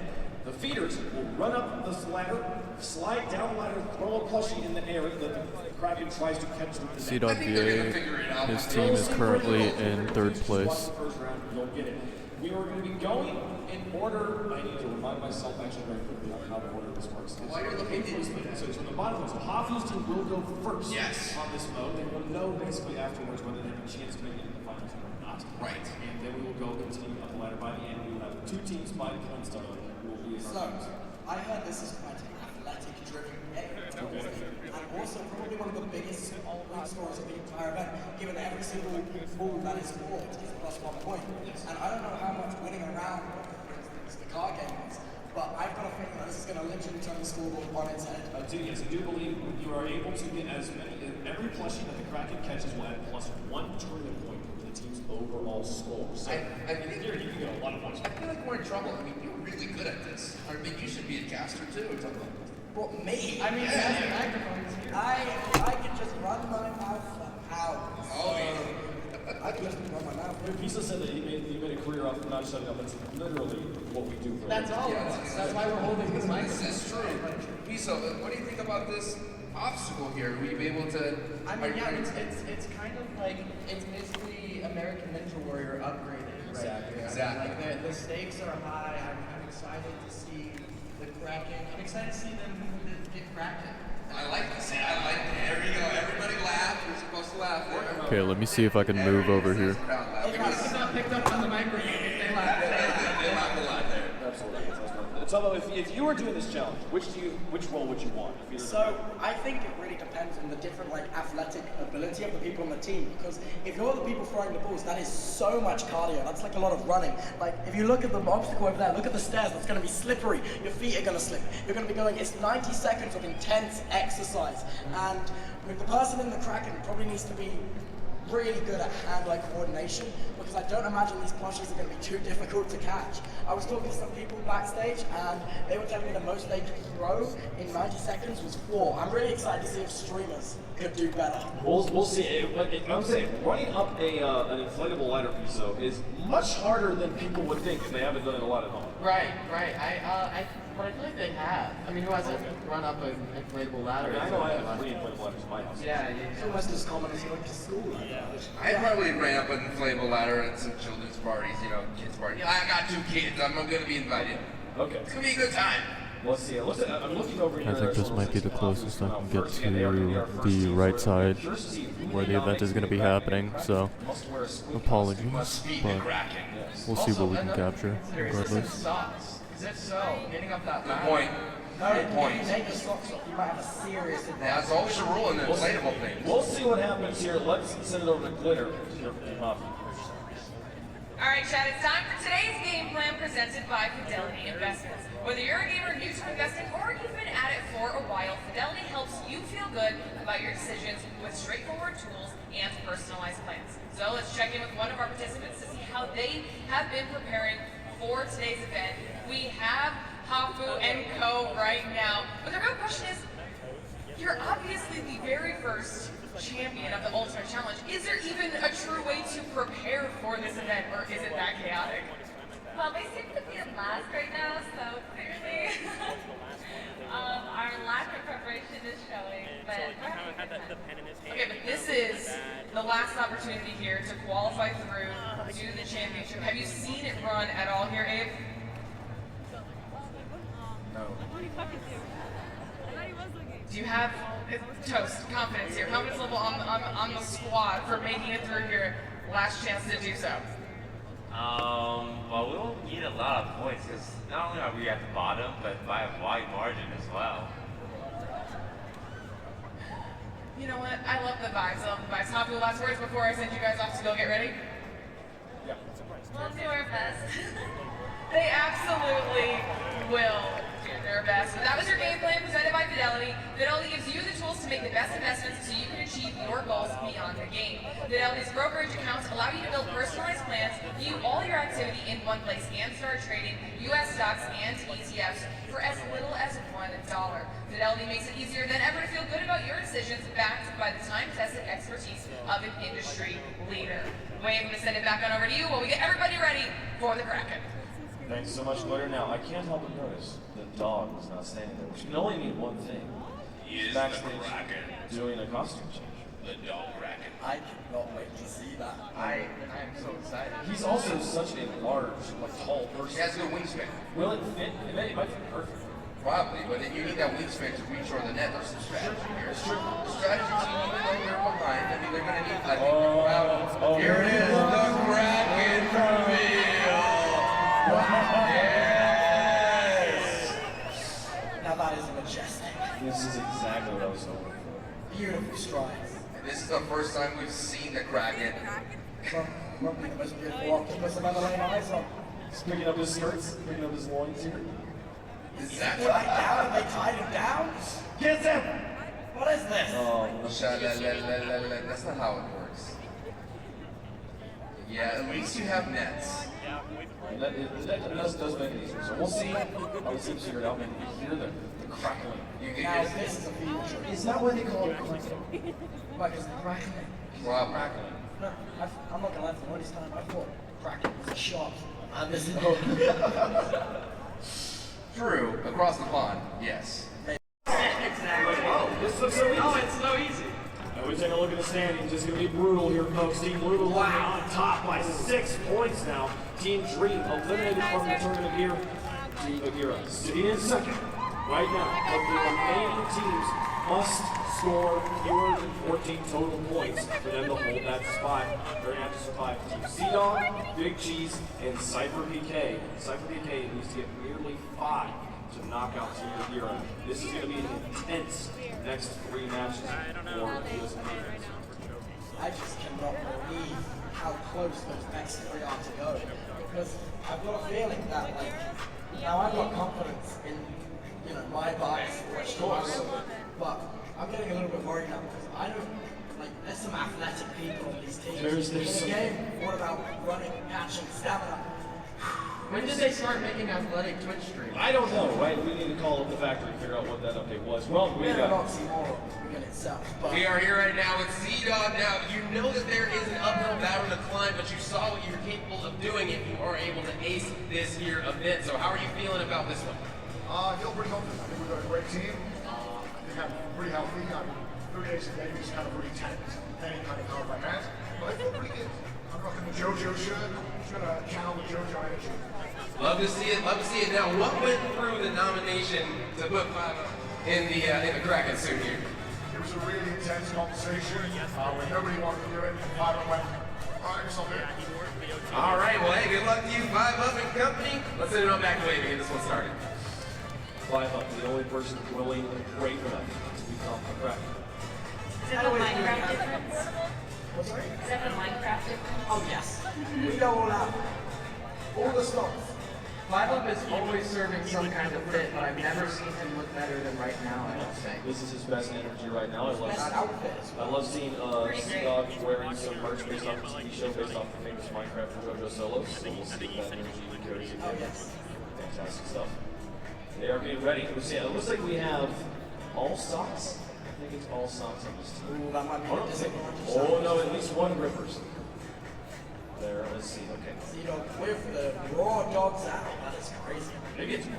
Maybe all This is laughing. I'm getting blind in old age. There he goes. Strange picture here, See a folks. little bit of strategy. Yeah. Team moments going on. Let's begin. They got the landing zone. And it's going. There they go, under the net. That first net. Oh! One! First one, caught. Off to a great start here. Can they keep it up? Almost a recovery. That could have The been bounce bounce. attempt. Oh! A roll off the handle. 3! I think one more, that moves on to 12 in total. Oh! Just a little short. Try again. Alright. Well, it's in 3 right now. There's 4. Now 12 total points. 45 seconds remaining. We still got time. Something that I feel like the other teams have learned from is everyone seems to be aiming way higher. Yes. first round. Obviously was really just trying to lob it out, get it far. But now it's 30 seconds points. left. He's so pretty. Looks like they're all going over here. Wow. I didn't know we were doing trick shots now. Oh, they missed another one. 18.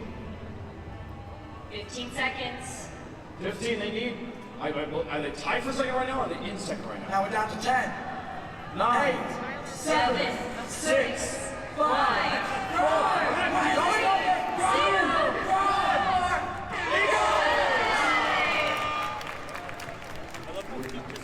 We need to wait for the scores. We need to wait for the scores. We don't know. That might be to put them into second place. There was 6 total points. We take a look at the highlights. We'll save the scoreboard for a moment. But what a surprise to see them give up. I was like, there's enough seconds left on the clock to get back up there. They look pretty gas. It's easier for us to say run while we're sat on the sofa. Keep moving! Incredible. The scoreboard. Team Sea-Dog sitting in second place, tied with Bagheera. I do not know. Wow, I look up what the tiebreaker is. What happens if the tiebreaker in the phone? I will look through these as we get the next team ready here. If there's a tie between 2 or more teams at the point of advancing to the final challenge, the tied teams will compete one at a time to throw and catch 6 plushies in the fastest time possible. Wow. We might have a sudden death round. A cracking off, as they say. A cracking off. It hasn't been seen in many a year, but we might have one here at TwitchCon Las Vegas. Let's see, we have another team ready to go. Big Cheese in the fish himself.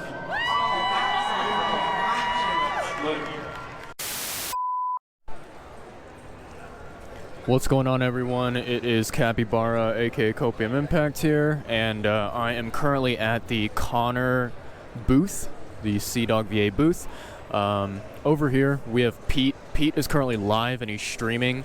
I don't want to appear on his stream, so I don't want to be a weirdo in the background. So I'm just gonna stand over here and let him IRL stream, and I'm gonna chill. I don't want to bother him while he's working and whatever. Otherwise it'll just look really terrible. So yeah, I'm just gonna chill and wait for an opportunity to talk to him. Yeah, I think I'll just wait for a good time to say hi. I do want him to sign a poster that I have, the Trash Taste poster, but that'll have to wait for a minute. And then, yeah, I don't know. We'll talk about like what all of our plans are, right? Whether there's going to be anything happening.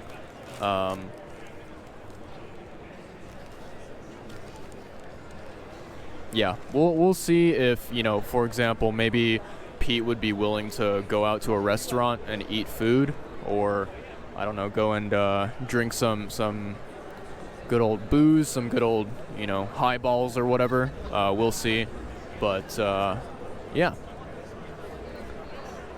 I would like to provide an update really quickly that today is day 3, the final day of TwitchCon. It is Sunday, October 22nd, and my artwork has managed to survive for this long. If you take a look here, it's all the way at the very top.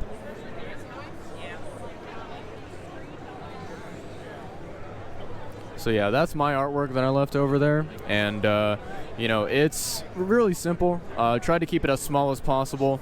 The cool thing is that, like, or actually, I don't know, this is not cool, never mind, scratch that. My commentary fucking sucks. What I meant to say is that, unfortunately, so it seems like between yesterday and today, there was a part of my art that was erased. So basically, originally, I had written some words below the artwork. I basically wrote the typical Capybara catchphrase, which is "Okay, I pull up." So I wrote that below, and I also wrote my Twitch username. Right? It seems like someone erased that, and they kind of like you know, wrote something else, they drew something else in its place. I'm gonna be honest, I feel like whatever they wrote, whatever they drew, it was not really that impressive. Like, I think that it was kind of a waste, and that it didn't really contribute anything at all to the wall of art. But, you know, convention people, they do be doing what they do, right? Like, can't really stop them or change them or do anything like that. But yeah, I know. So Pete's having a lot of fun. Looks like he's grabbing a drink over here. Yep, there we go. What a legend.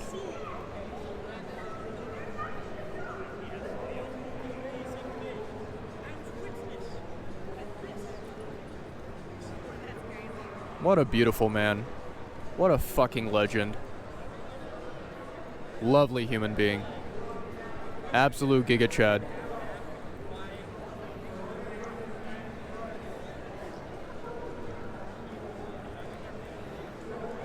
There is one panel that I do want to attend at 5, but I don't know if I will end up missing it, like maybe part of it or all of it, just because like I do want to make sure that I chat with Pete, you know, before I disappear from this area.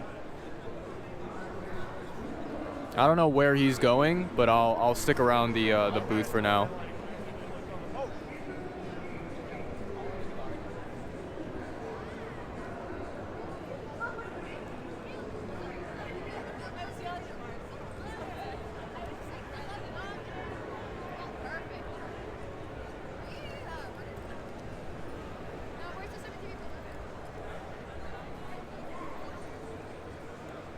All right. Well, I think... Oh, there's Q-Bye. All right, gonna say hello. How's it going? Good. Yeah, I saw Pete just ran off that way. Yeah, he was, I don't know. I think he was live streaming on his own account, and he was just showing off the narwhal. Oh, Connor's? Okay. Yeah. Connor took a break, huh? He got summoned. Ah, interesting. Okay. Sounds good. Do you know if we're doing anything, like, for the last day? Not right now. Okay. We're hoping that if when Pete comes back, we can find out. Yeah. Sounds good. I mean, we could always do something if Pete's not there, but... Right. Yeah, that's very true. Very true. Anything you want to do? Not really. I mean, there is a panel at 5 that I was interested in going to, but it was there was, what was it? Hold on, let me pull up the. We just went to the anime meet and greet. How was it? Shit. Yeah. I suspected as much. It was literally the start of it, and the woman was like, okay, no live streaming. You're talking to people about anime. At the end, I want a quick photo. Okay, I've got. Yeah. Wow. And I was like, I literally have a Discord channel for this. Yeah, I feel that. Yeah, so it's like, it's some kind of panel talking about collaborative content. Yeah. I don't even know what that is.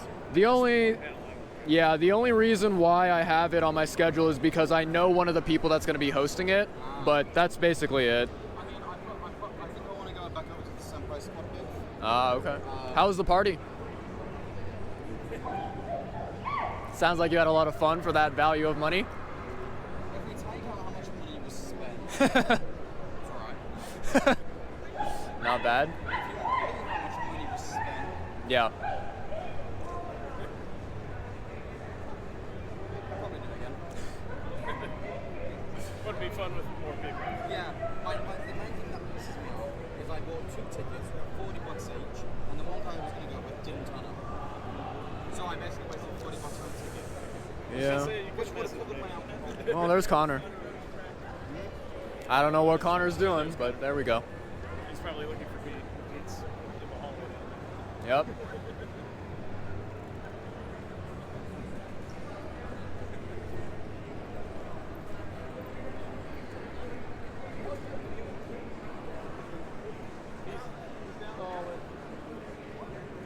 Oh my god. The look. Oh my god. The look. Like when I was walking past that and you just looked at me.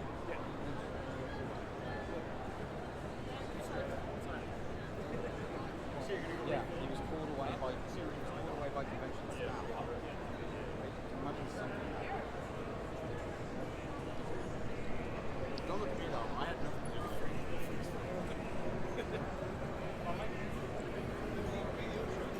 it. Screenshot that, absolutely, 100%. That'll be a brand new emote in Peach Chat.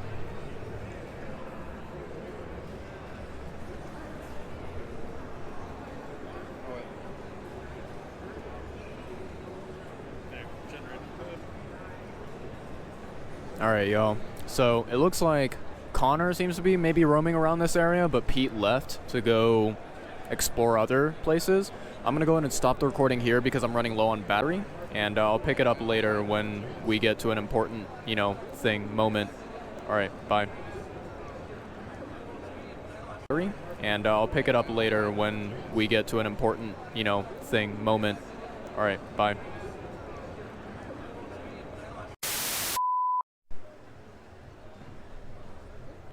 What's going on, chat? It is Capybara, aka Copium Impact. This is going to be the final part of my vlog. Basically, right now, it is a little bit past 6 p.m. Pacific Standard Time, and TwitchCon has officially ended. They made an announcement like a couple minutes ago, and they put it on the loudspeaker. They're like, yep, TwitchCon is over. Everyone evacuate, everyone get out. And all of the exhibitors, all of the different panels and booths and whatever, all of them were told to basically pack it up and shut down, but yeah, anyways, so we are here at CDawg VA's booth, Connor's booth, and we're kind of just taking a final last look at everything around here. I don't see Pete. I don't think that Pete is over here. I'm not entirely sure. But, yeah, no, we're kind of just browsing around, saying our final sort of goodbyes to this area. Because I think, like, Connor's booth was a constant thing, right? That I came back to multiple times throughout the, TwitchCon experience. And so, it's something that I wanted to revisit as the last thing that I got to see. Connor is over here, and he is doing, I think, the last kind of segment of his live stream, and they're kind of like, yeah, they're bringing down the different panels of artwork and whatnot.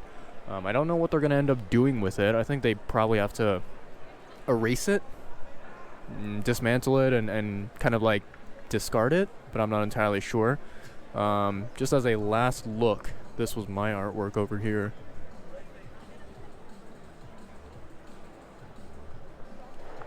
So yeah, that's it. I left my mark there, and that is my contribution to the CDawg VA wall. But without further ado, I think that's going to be it for this last little vlog part, because I'm currently at 9% battery on my GoPro. So I really do hope that, a good chunk of, my vlogging stuff is not, shitty quality and the audio is fine and whatever. But we'll see. We'll see. I'll do my best to edit things in post if I can. But yeah. Last moments spending here at the CDawg VA booth with Connor doing his live stream and everything. So yeah, cool stuff.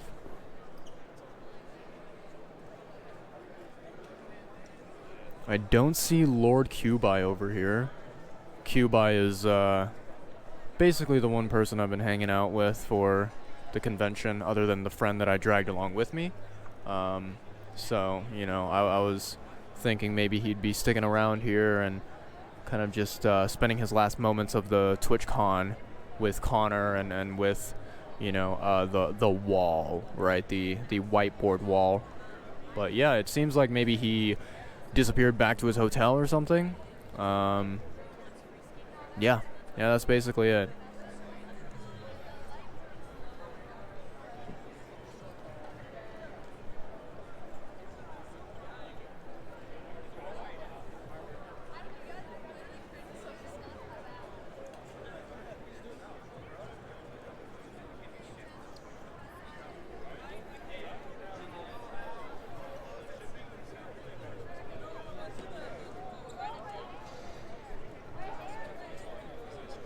Oh, looks like he's maybe giving away the panels.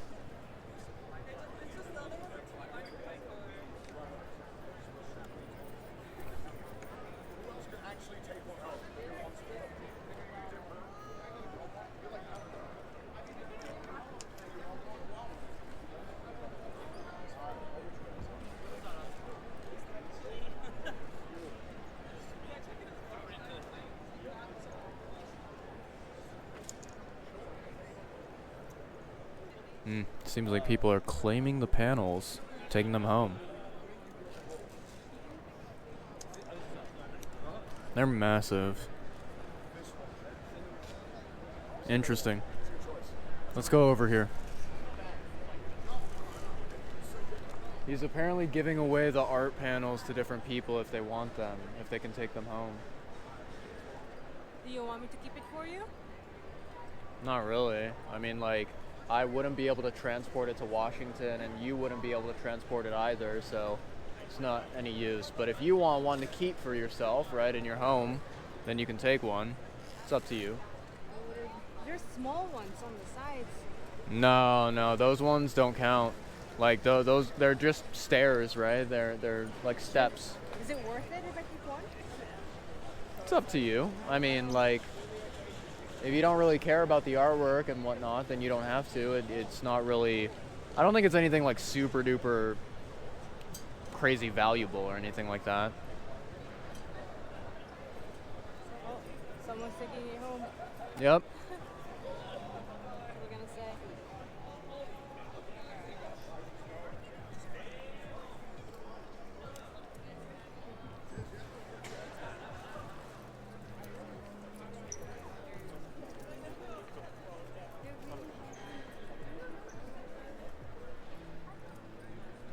Alright, we're at 4% battery. Let's see how long this lasts. When it gets to like maybe 2%, I'll probably shut it off, or I'll do like an end vlog message type thing. We'll see, we'll see.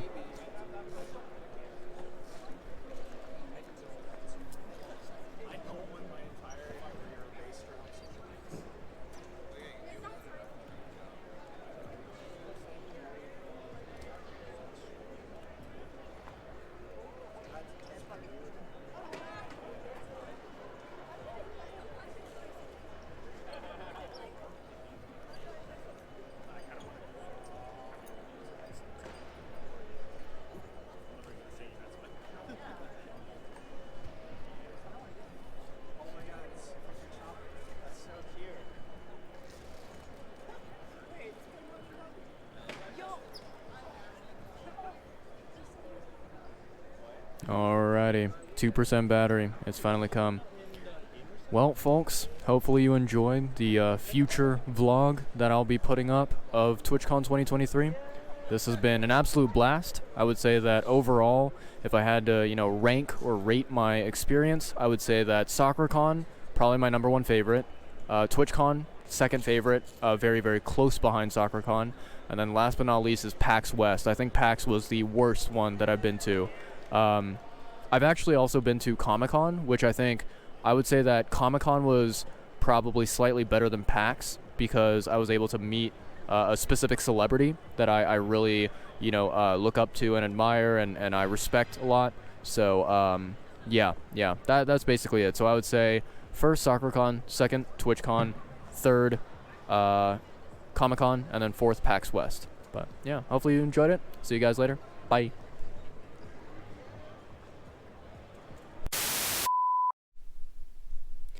Hey, what's up everyone? This is Capybara, aka Copium Impact, and yeah, we are here on a lovely Monday, October 23rd, I believe it is. And yeah, so TwitchCon 2023, it is over. It, ended yesterday on Sunday, and today it is my last final day in Las Vegas, visiting my friend. So, I'm here hanging out at my friend's house. This right here is our lovely little resident, good old Ruby. What a lovely pal, lovely partner. Adorable little creature. We love Ruby. Ruby is the best. she's quite calm right now, but you know, if you leave the room and then you come back, she gets very, very excited. And I think that, you know, it's just nice that she has some company, you know, someone to kind of like be here with her when, you know, like my friend and my friend's family, they're all out of the house doing their own thing. So yeah, but quite interestingly, it looks like maybe my friend and, you know, their family and whatever, it looks like they might have been doing some cleaning up, because you can see that, like, you know, the chairs are kind of upside down on the table, and the couch has been sort of halfway dismantled, I guess. So yeah, I'm not really gonna mess with that stuff. I don't really want to change anything in case they want it left that way. But yeah, so currently right now it is a little bit past noon. It's 12:18 p.m. and yeah, I'm just gonna be honestly relaxing, chilling out, having a fun old time, you know, by myself here, while my friend, they have work today. They have their job that they have to do, so they're gonna be working, and then, you know, once we sort of get into like the afternoon time and whatnot, then you know, we'll go and grab some food or something. But yeah, yeah, I don't know. I kind of just wanted to take a moment to like talk about TwitchCon and whatever, and the experiences. I may even just, you know, record a separate video when I arrive back home and I have like my PC setup and everything, right? Like my usual stream setup. I think that it's better for recording videos than obviously a GoPro. And I'm terrible at doing this vlogging stuff.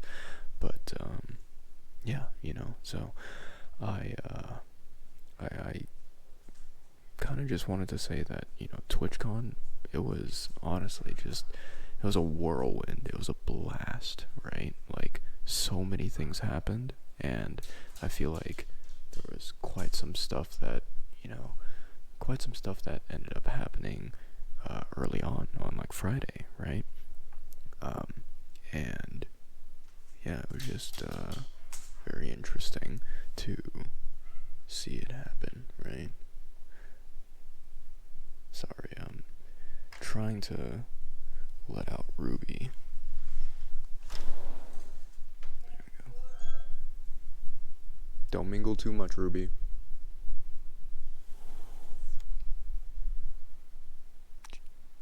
Yeah, she needs her outside time. So I'll let her roam around for a little bit.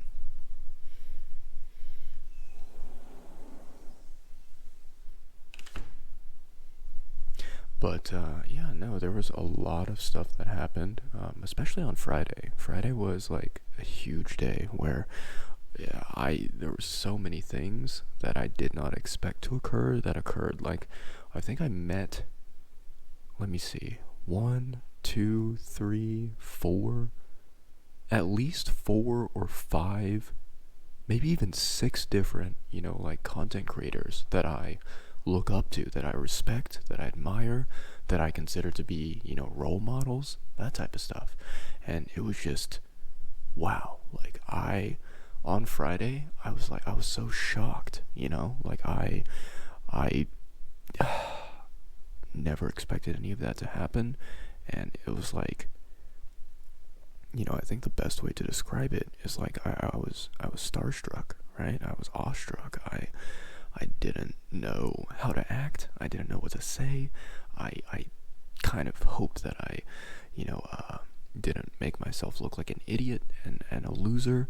But, yeah, so, you know, that happened on Friday. Saturday and Sunday, you know, obviously I tried to keep up that same momentum and, you know, go around and see exhibits, see panels, meet people, whatever. But, you know, it was definitely not as hectic, not as chaotic as Friday was. Yeah, I will say, like, you know, I kind of talked about it a little bit, and I think I maybe mentioned it in one of my previous kind of like video recordings that I did for TwitchCon. But I think like the biggest problem that I had with TwitchCon 2023 was just that it felt so short. You know, it felt like there wasn't enough time to do anything. You know, like, because of my priorities, because of what I wanted to make sure that I did at TwitchCon before it ended, before I leave, I did miss out on, like, you know, certain panels. I didn't get to see things that I maybe wanted to see, but, you know, I would say that a good, maybe 80% of the things that I wanted to do, right, the things that were high on my priority list, I would say about 80% of them were done, and I completed them, and I was able to achieve it, right? So overall, TwitchCon was a very positive experience, right? Yeah, I would say, you know, I did bring this up during my my previous, you know, video recording I did on Sunday. You know, at the very end of TwitchCon, I talked about, like, overall my convention experiences so far. And the thing is that, like, yeah, I would say, so number one at the very top would be SoccerCon. And I think the main reason why is because, you know, SoccerCon was my very first anime convention, right? First anime convention, and I've been to there twice. Oh, poor Ruby. Let me see what she's yapping about. Ruby, you okay? Don't bark too much. Oh, poor Ruby. She can get very talkative with the rest of these dogs.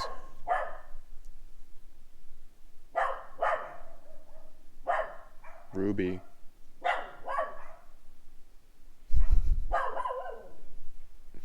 You troublemaker.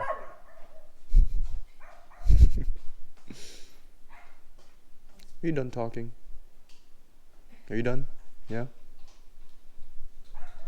She's very talkative today. You ready to come inside? Yeah? Okay. Good.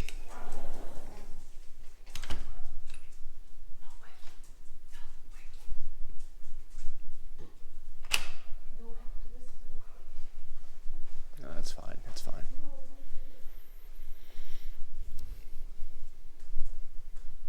Yeah, but anyways, like, I would say that, you know, SoccerCon, very first anime convention, I've been there twice, you know, 2 different years I've been there, and it was just such a blast, right? Especially the second year that I went, I got to meet so many different artists, and I got to chat with them, I got to support them by buying their artwork.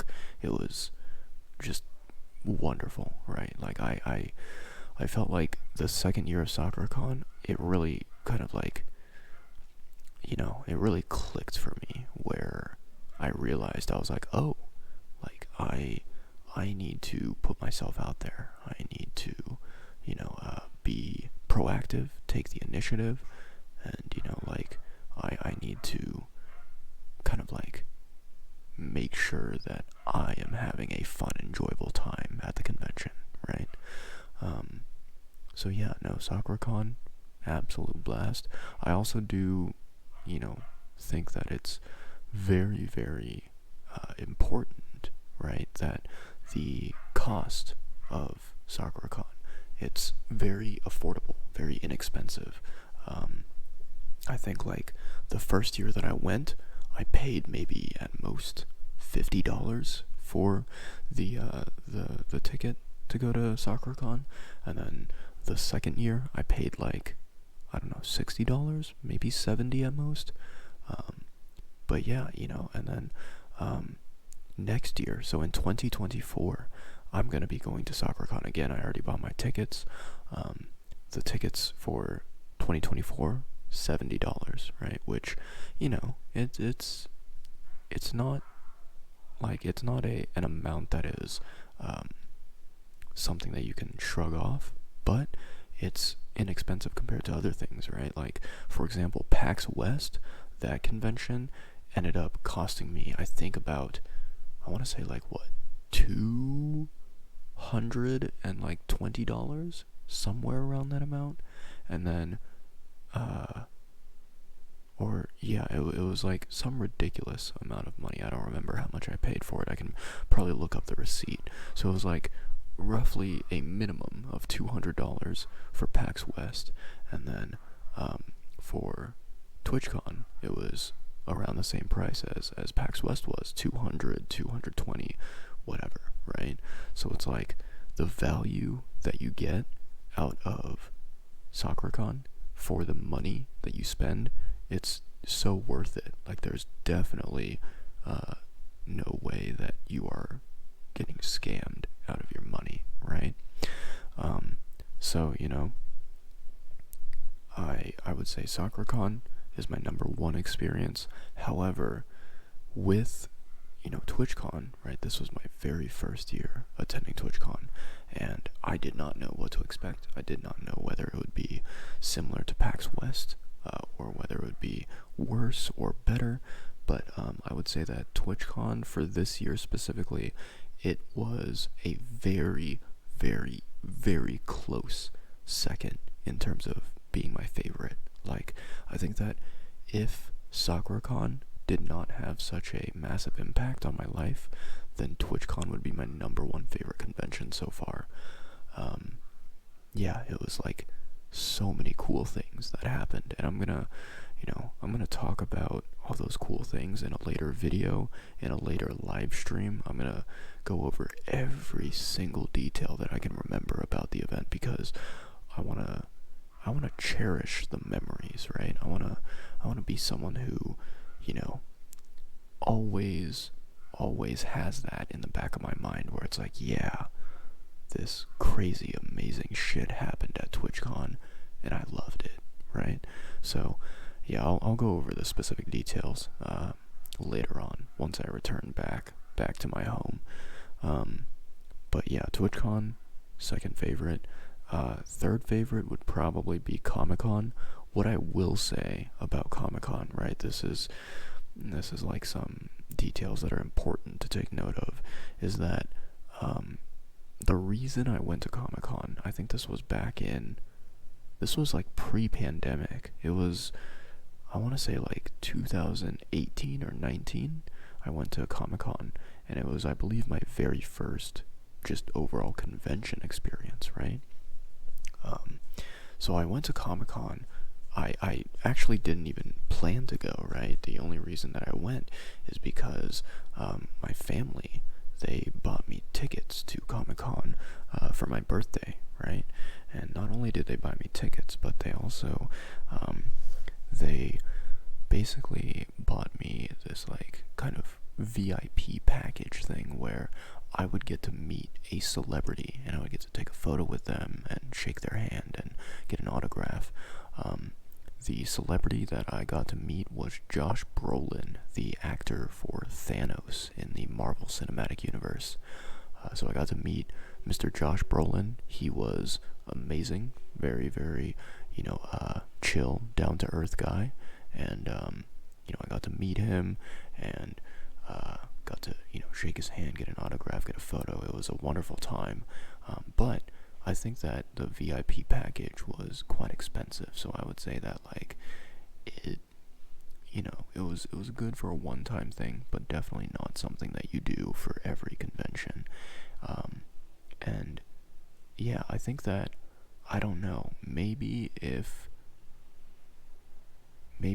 I didn't have that VIP package, if I didn't meet Josh Brolin, that Comic-Con would end up being not as fun of an experience for me. It could have definitely been worse if I didn't have that, So, like, it's it's definitely some, I guess, like, important details to be aware of when considering my review, my rating of Comic-Con, right? But Comic-Con being third place, like, that's definitely not the worst thing ever, because, you know, the absolute worst convention experience that I personally have had so far has been, without a doubt, PAX West 2023. What a nightmare. You know, I think I kind of talked about it a little bit in depth, but I'll mention just the key points, right? The highlights. So PAX West, I think that, you know, it was great because I had friends that went with me, but overall, like, I don't know, like, it was not really an event that was, like, built for me, you know what I mean? There were a lot of games being demoed at PAX West that, you know, I got to walk around and I got to look at, but here's the thing, like, I know what types of games that I like, and I know what types of games that I dislike, and I would say at least 50 to 60% of the games that, you know, I saw there being demoed were ones that I did not care about at all, that were not something that I would ever play in my entire lifetime. You know, so, like, there was maybe, I want to say, I'll be generous and say, like, maybe 3 or 4 indie games that I saw there, like, you know, kind of like video games that were developed by small studios and basically small groups of people. There were like maybe 3 or 4 at max that I was like, oh, these look interesting, I'd love to play them, right? I think, like, the biggest problem with PAX West, right, for me, is that I don't really, you know, play games that are newly released, right? Like, I don't pay full retail price for those brand new games. I always wait until there's, you know, like a discount, a sale on those games to buy them. So it's like, even though I get to demo them at PAX West, it's gonna be like maybe 2 years until I get to actually play the game on my PC. So, you know, there was that. There was also the fact that PAX West, you know, it took place in multiple buildings. It was huge. There was a lot of walking that I had to do, and my legs, every single day at the end of the day, my legs were dead tired. I was so exhausted. But yeah, I could definitely talk a lot more about these conventions, but I'll save it for a later video, for a later live stream. All I want to say is that, you know, TwitchCon 2023 was a blast, and I really hope that I get the chance to do it next year as well, right? We'll see what happens, but that is the game plan. Yeah, in any case, I think I'm just gonna, you know, today on Monday, I'm gonna chillax, I'm gonna enjoy myself as much as possible. My flight back to my home is happening at like 6:30 a.m. or 6:50 a.m. or something. So yeah, I'm gonna have to, you know, be awake early in the morning, really early, to travel to the airport and catch my flight, which is not gonna be fun. And then immediately after I arrive back home, I'm gonna have to start my work shift. Yeah, just like right whenever I land, and when I, you know, come back to my home, I'm gonna have to go online and clock in for a shift and work, and I'll have to work also for the rest of this week, right? So yeah, that's gonna be quote unquote fun, lots of fun. Wow. But in any case, hope you guys enjoyed the last video vlog type thing that I'm gonna do while here in Vegas. Hopefully you enjoyed Ruby, and I will see you guys later. Bye bye.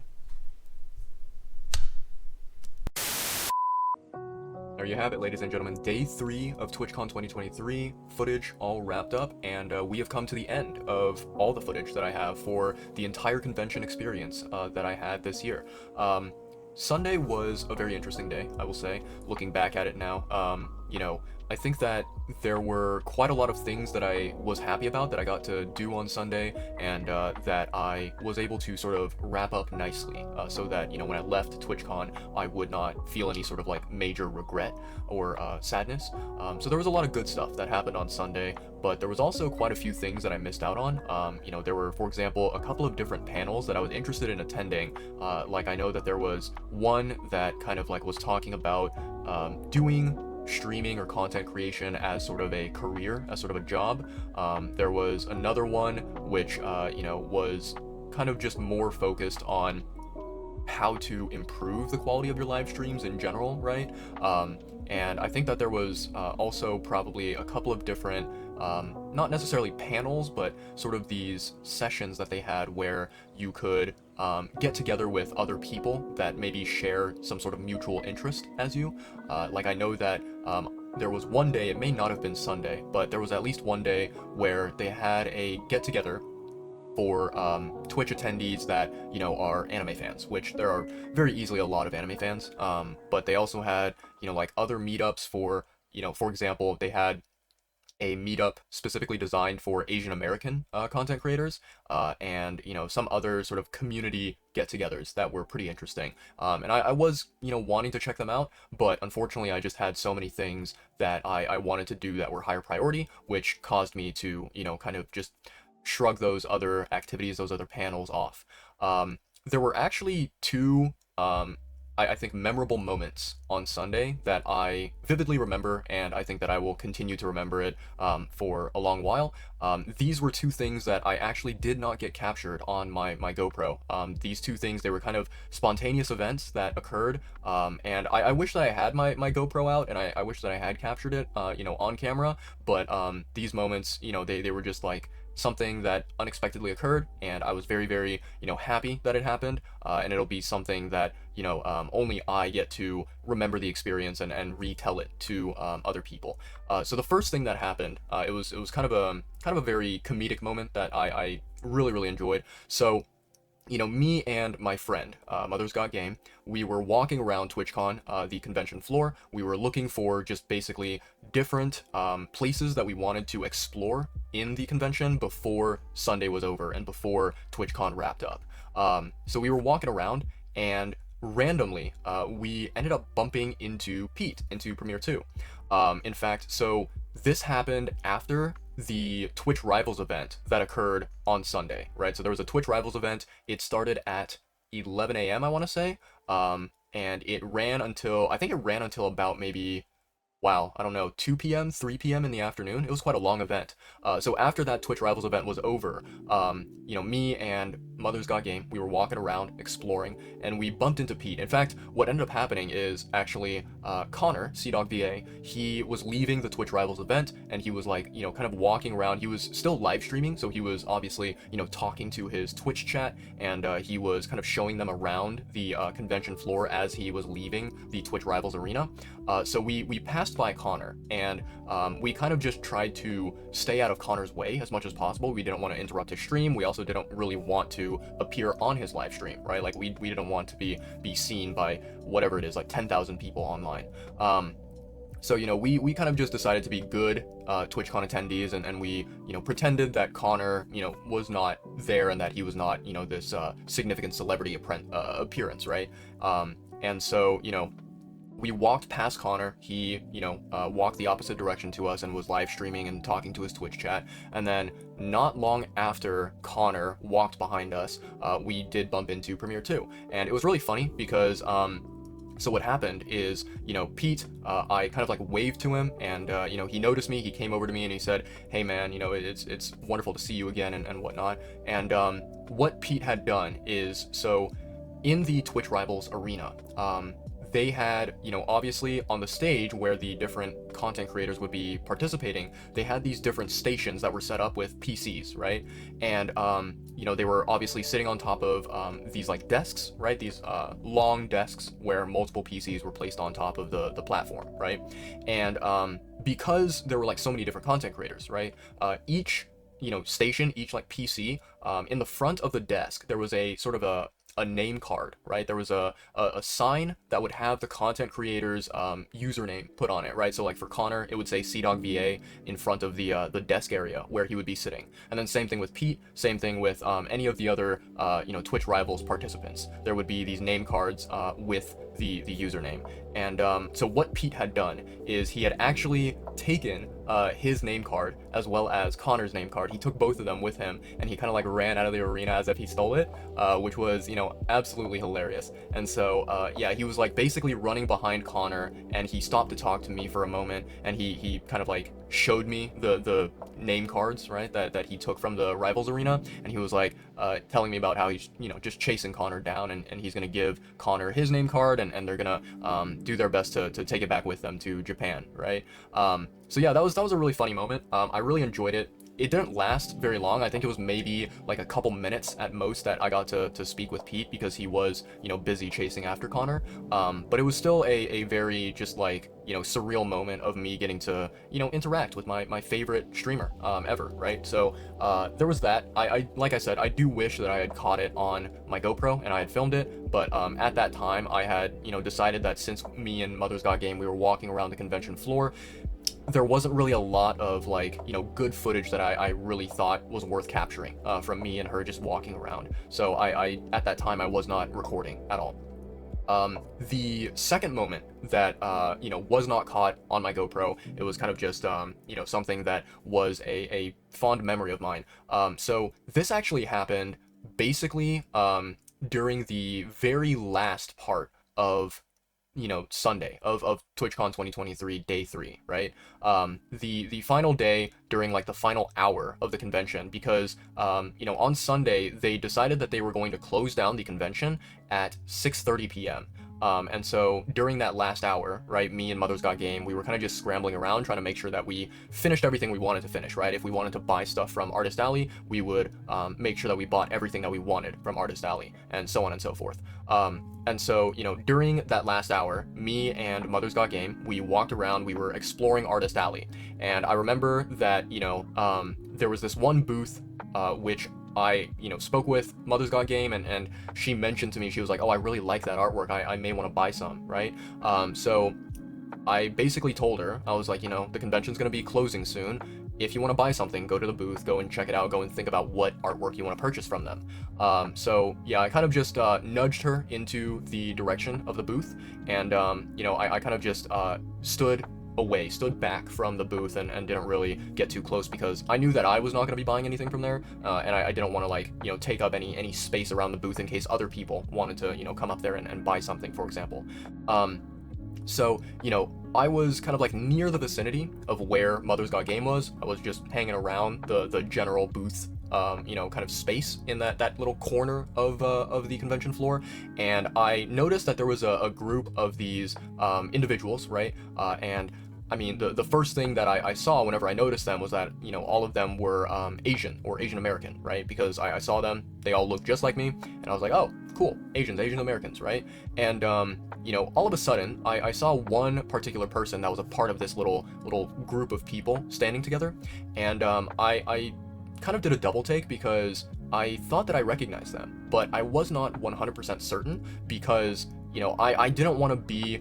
It's kind of ironic, because even though I am, Asian American myself, right? I still do have that feeling where I'm like, oh man, I don't want to be one of those people where it's like, oh, all Asians look alike, and I mistook one Asian for another Asian, right? Like, I don't want that to happen to me, even though I am Asian American myself.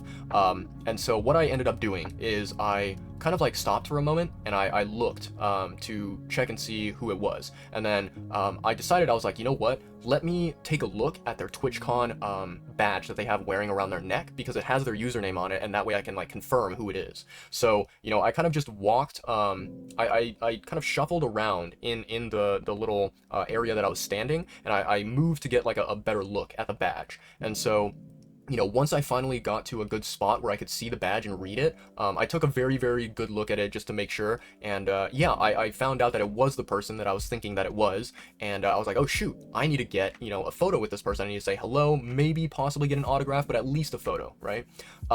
And so, I kind of had to wait for a little while, because the thing is that, right, this person, he was standing like as a part of a group of people, and they were like talking amongst each other. So obviously these people, they are well acquainted with one another. They are potentially like very, very good close friends. Perhaps some of them are like, you know, partners, right? They're in a relationship with one another. I have no idea. All I knew is that, like, you know, they had their own little circle, their own little group of people that were, you know, hanging out, having a good time, chatting with one another. And I didn't want to be some like, you know, random attendee who just came in and interrupted them out of nowhere and kind of like stopped their flow of conversation. So I had to wait a little bit, and that's what I did. I kind of like stood around the booth area and I waited. And finally, I was given the opportunity. I had the chance. What happened was that, you know, so one of the people that was in the sort of like group, the circle that was like chatting with the other people, one of the people, she was an artist, or I should say she is an artist, and she also was like the sort of person managing one of the artist booths that was like nearby. So yeah, they were basically standing very, very close to one of the artist booths, and that artist who was managing the booth and who owns the artwork, right? They are the ones that are selling the artwork. She was in the group talking with these other individuals, and at one point there was another random person. I don't know who it was. Obviously this person was a friend of this artist, and they, I believe, had a suitcase that they were kind of like, you know, carrying along with them. They were rolling it around, and they walked up to this artist and they were like, hey, I'm going to be leaving soon. I'm assuming they probably meant that they're going to be, you know, boarding their flight to go back home or something, because obviously TwitchCon is over at this point.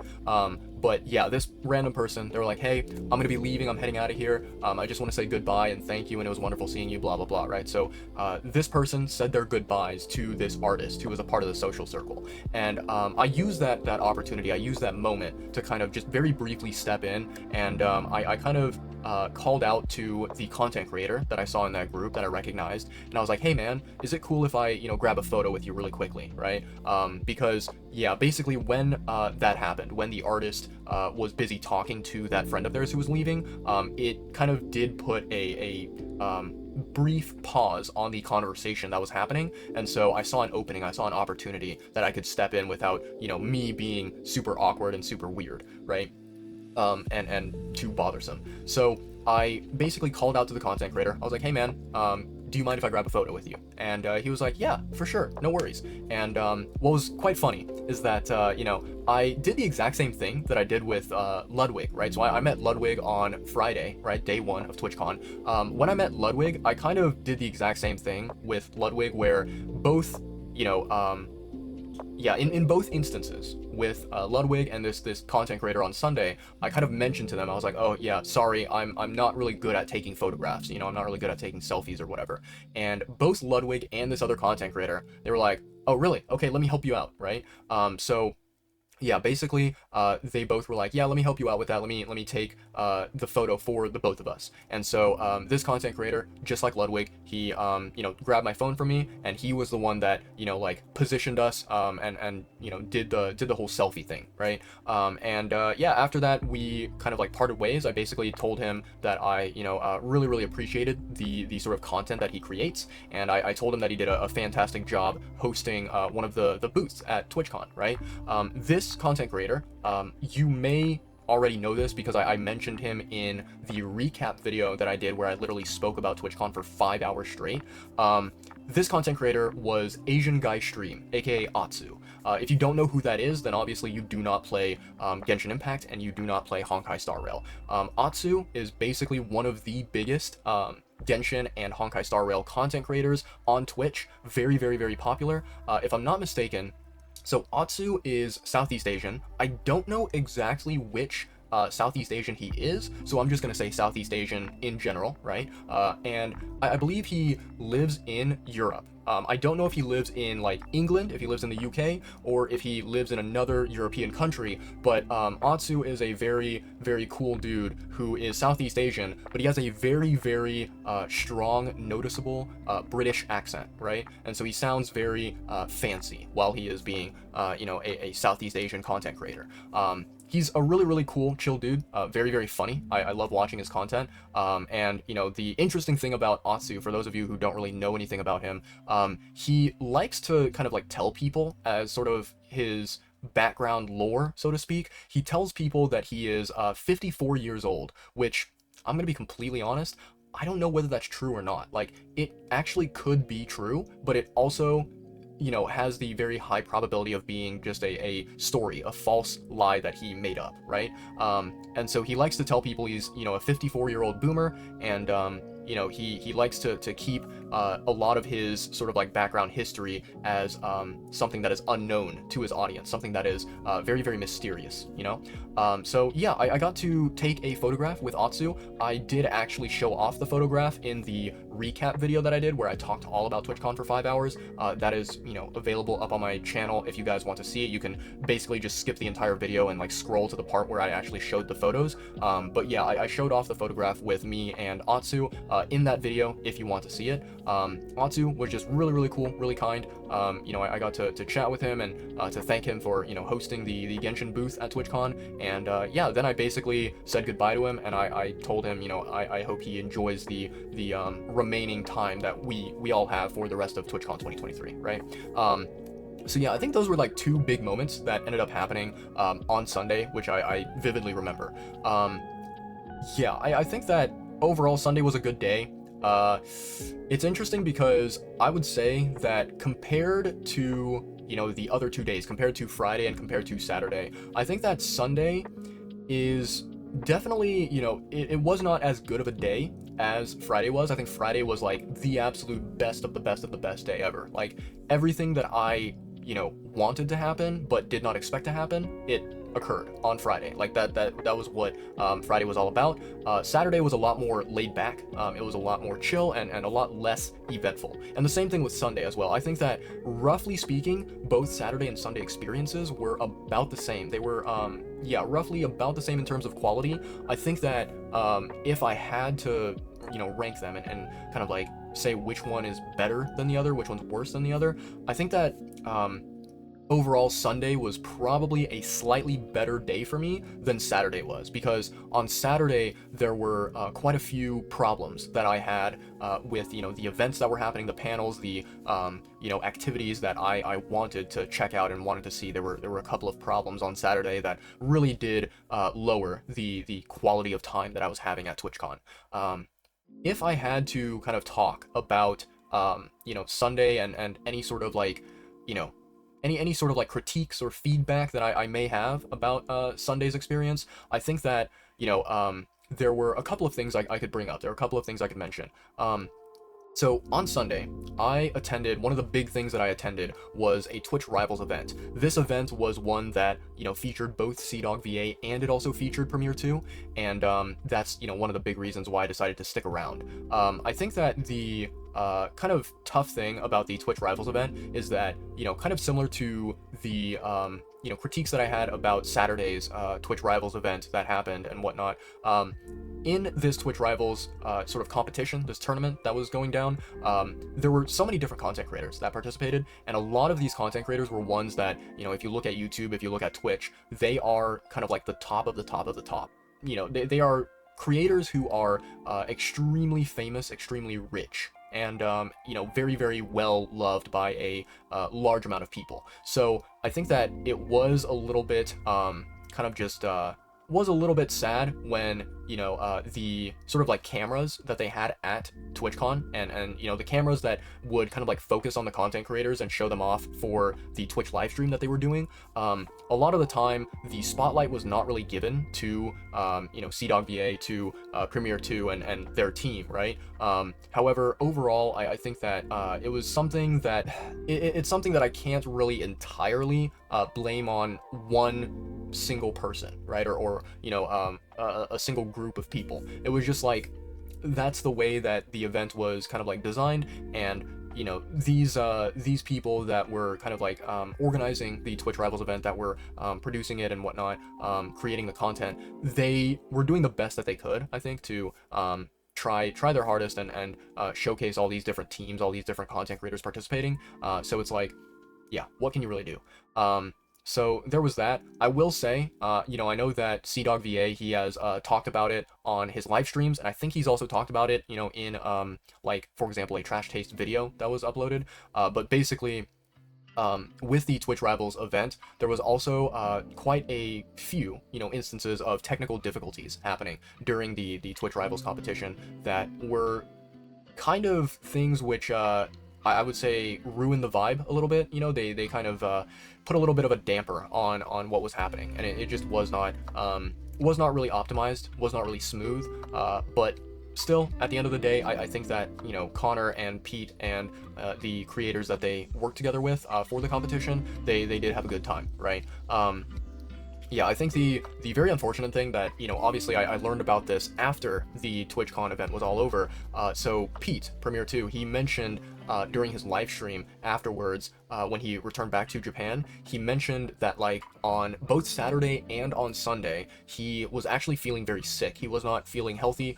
It just, he was not really in a good spot, physically, right? And so yeah, he was not really having the greatest time at TwitchCon on day 2 and day 3. I think day 1 was decent for him. I don't think it was too bad. But yeah, apparently he mentioned that him being a little bit like under the weather, a little bit sick, right?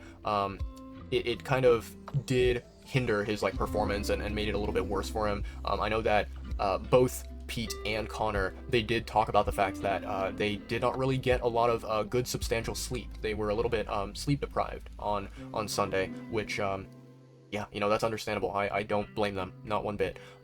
So yeah, and then I think the only critique that I can think of about Sunday is that besides the Twitch Rivals event that happened, I would say that it really did frustrate me. It really did annoy me that they closed down TwitchCon 2023 at 6:30 p.m. on Sunday. For those who don't know, so TwitchCon, it took place over 3 days, right? Friday, Saturday, Sunday. And both on Friday and on Saturday, they closed down the convention at 7:30 p.m. each day. And then on Sunday, they closed down at 6:30 p.m., which to me, I don't think that was a good thing to do.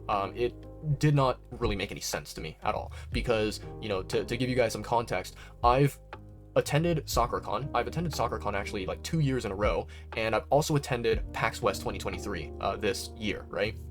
Both PAX West and SoccerCon, if I am remembering things correctly, both of these conventions, the time that they would end every day was like really, really, really late. Like I think that with both PAX and with SoccerCon, the schedule of events that were happening, the schedule of like panels and sort of like activities that were going on every day would last up until like, midnight, or at the very least it would be like 10 p.m., 11 p.m. at night. And so, like I think that it's kind of ridiculous because looking at PAX and looking at SoccerCon, I would say that, so for SoccerCon, the length of time that SoccerCon lasts, it's plenty enough, right? Like you obviously could have SoccerCon go on for longer, but the time that it lasts is sufficient, okay?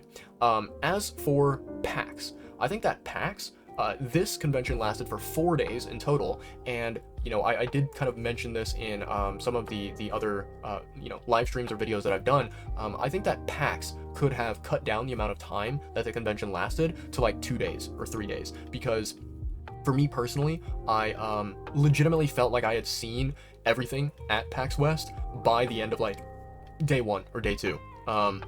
It was quite interesting because by day 3, without a doubt, I was burnt out on PAX West. I felt like there was nothing else left to do, and I was kind of just wandering around blindly, not really, experiencing anything meaningful.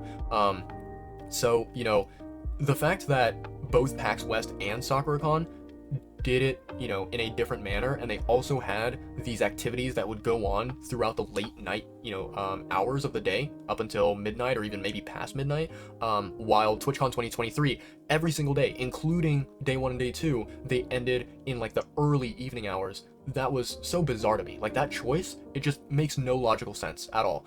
This is why, when I look at TwitchCon 2023 as a whole, I would say that it felt as if 3 days was not long enough at all. It felt like I did not have enough time to do everything that I wanted to do. And I really, really wish that they had organized things better, that they had maybe added another extra day on to TwitchCon 2023. And the way that they kind of like handled the sort of like closing time for each day of the convention, it was just so bad. I was not a fan of it at all. I think that, 7:30 p.m. is very, very early. I think that, you know, if I was someone who was organizing TwitchCon 2023, including if I was also an attendee of TwitchCon 2023, I would say that, you know, the minimum that should be happening is that TwitchCon closes at maybe 10 p.m. at night. I think that that would be a lot more logical, a lot more reasonable for the TwitchCon attendees who want to kind of experience anything and everything that the convention has to offer.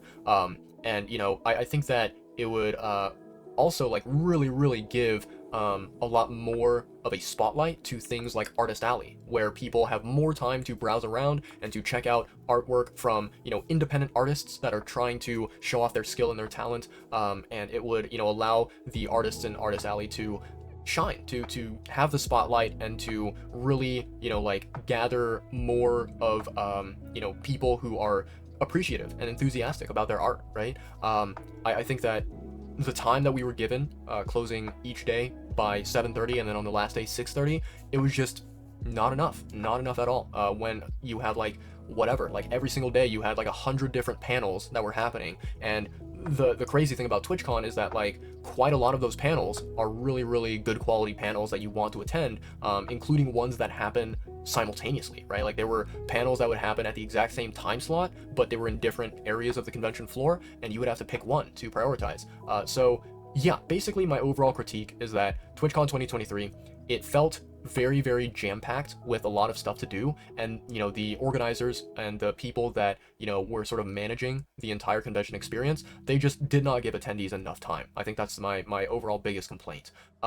So yeah, that's kind of it. That's the entire sort of like thought process that I have of my convention experience. I will say though that, like, you know, getting to go to TwitchCon 2023, also getting to visit my dear friend who lives in the nearby vicinity, it was such a blast, and I'm so glad that I actually, you know, took the opportunity to go on this trip, because, you know, if I'm gonna be honest, I think looking forward, there's the possibility that in the future I either may not want to go to TwitchCon again, or, you know, perhaps if I do want to go to TwitchCon, there may be the possibility that I simply am unable to go to TwitchCon, right? Because of finances, or because of, you know, not having the free time available to travel to another location and attend an event like that, due to, you know, my life schedule, right?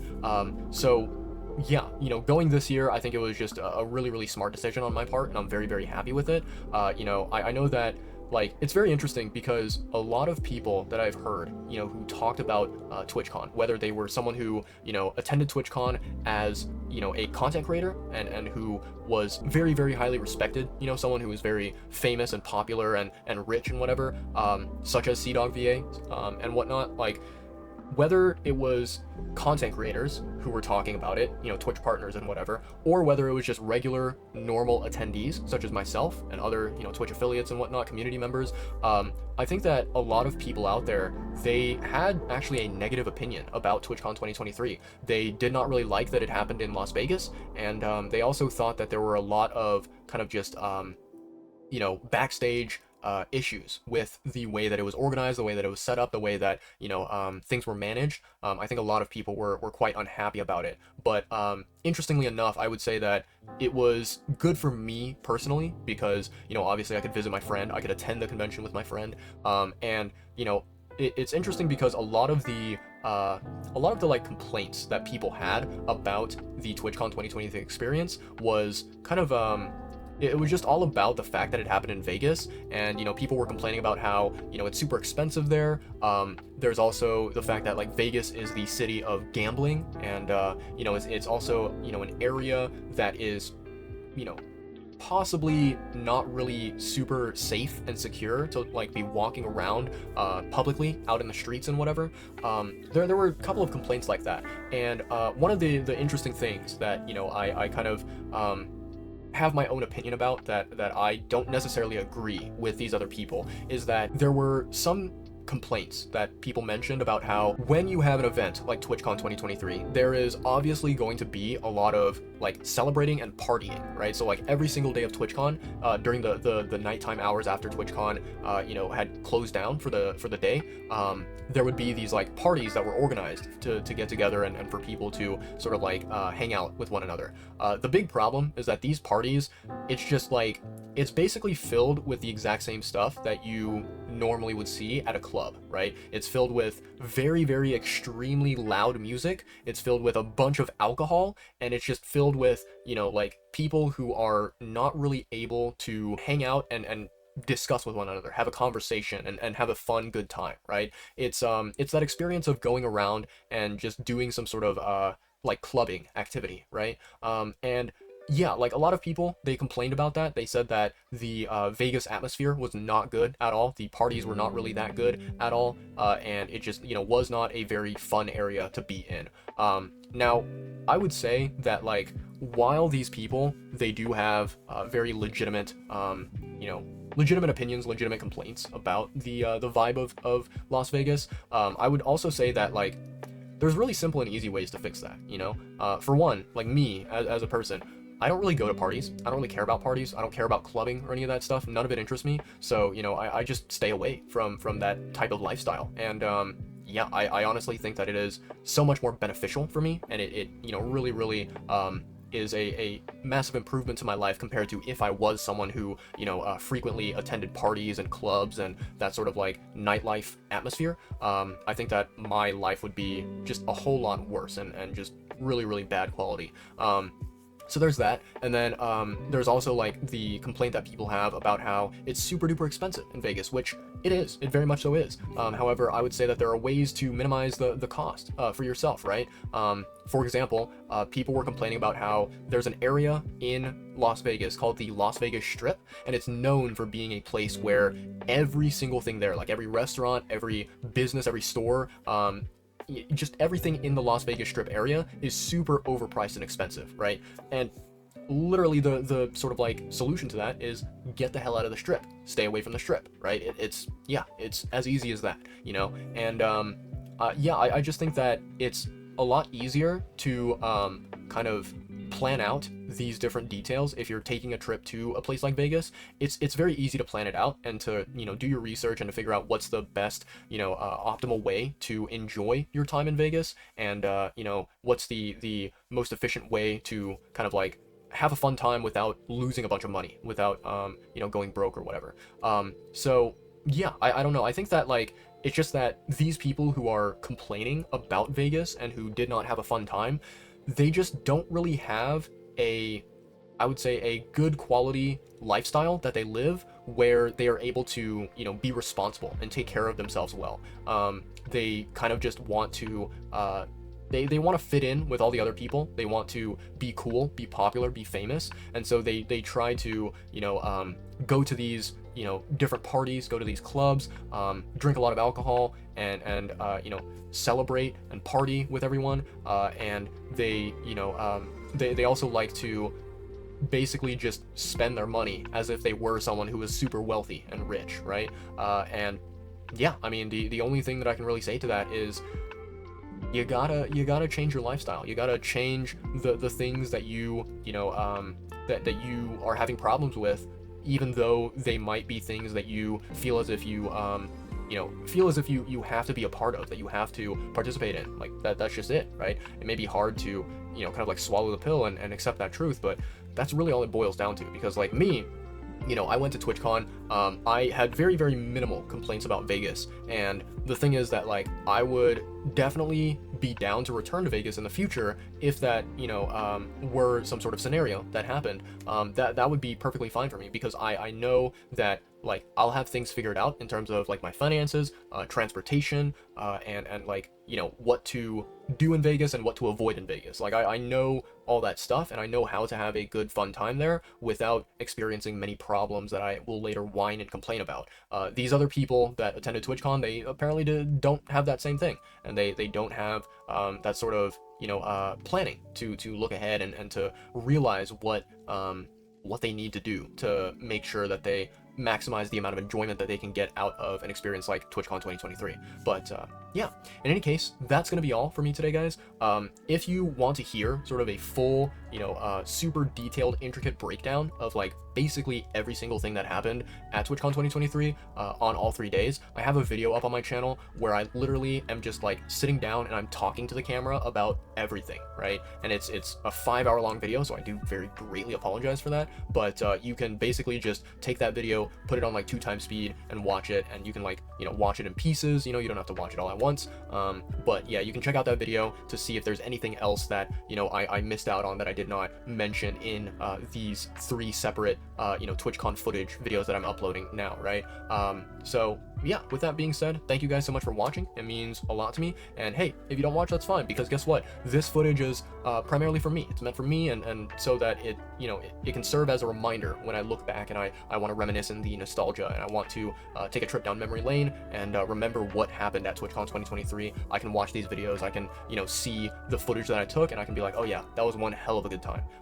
So yeah, in any case, thank you all so much. Hope you have a wonderful rest of the day and or night, and rest of the week, rest of the month, everything. All right, peace out, guys. Bye.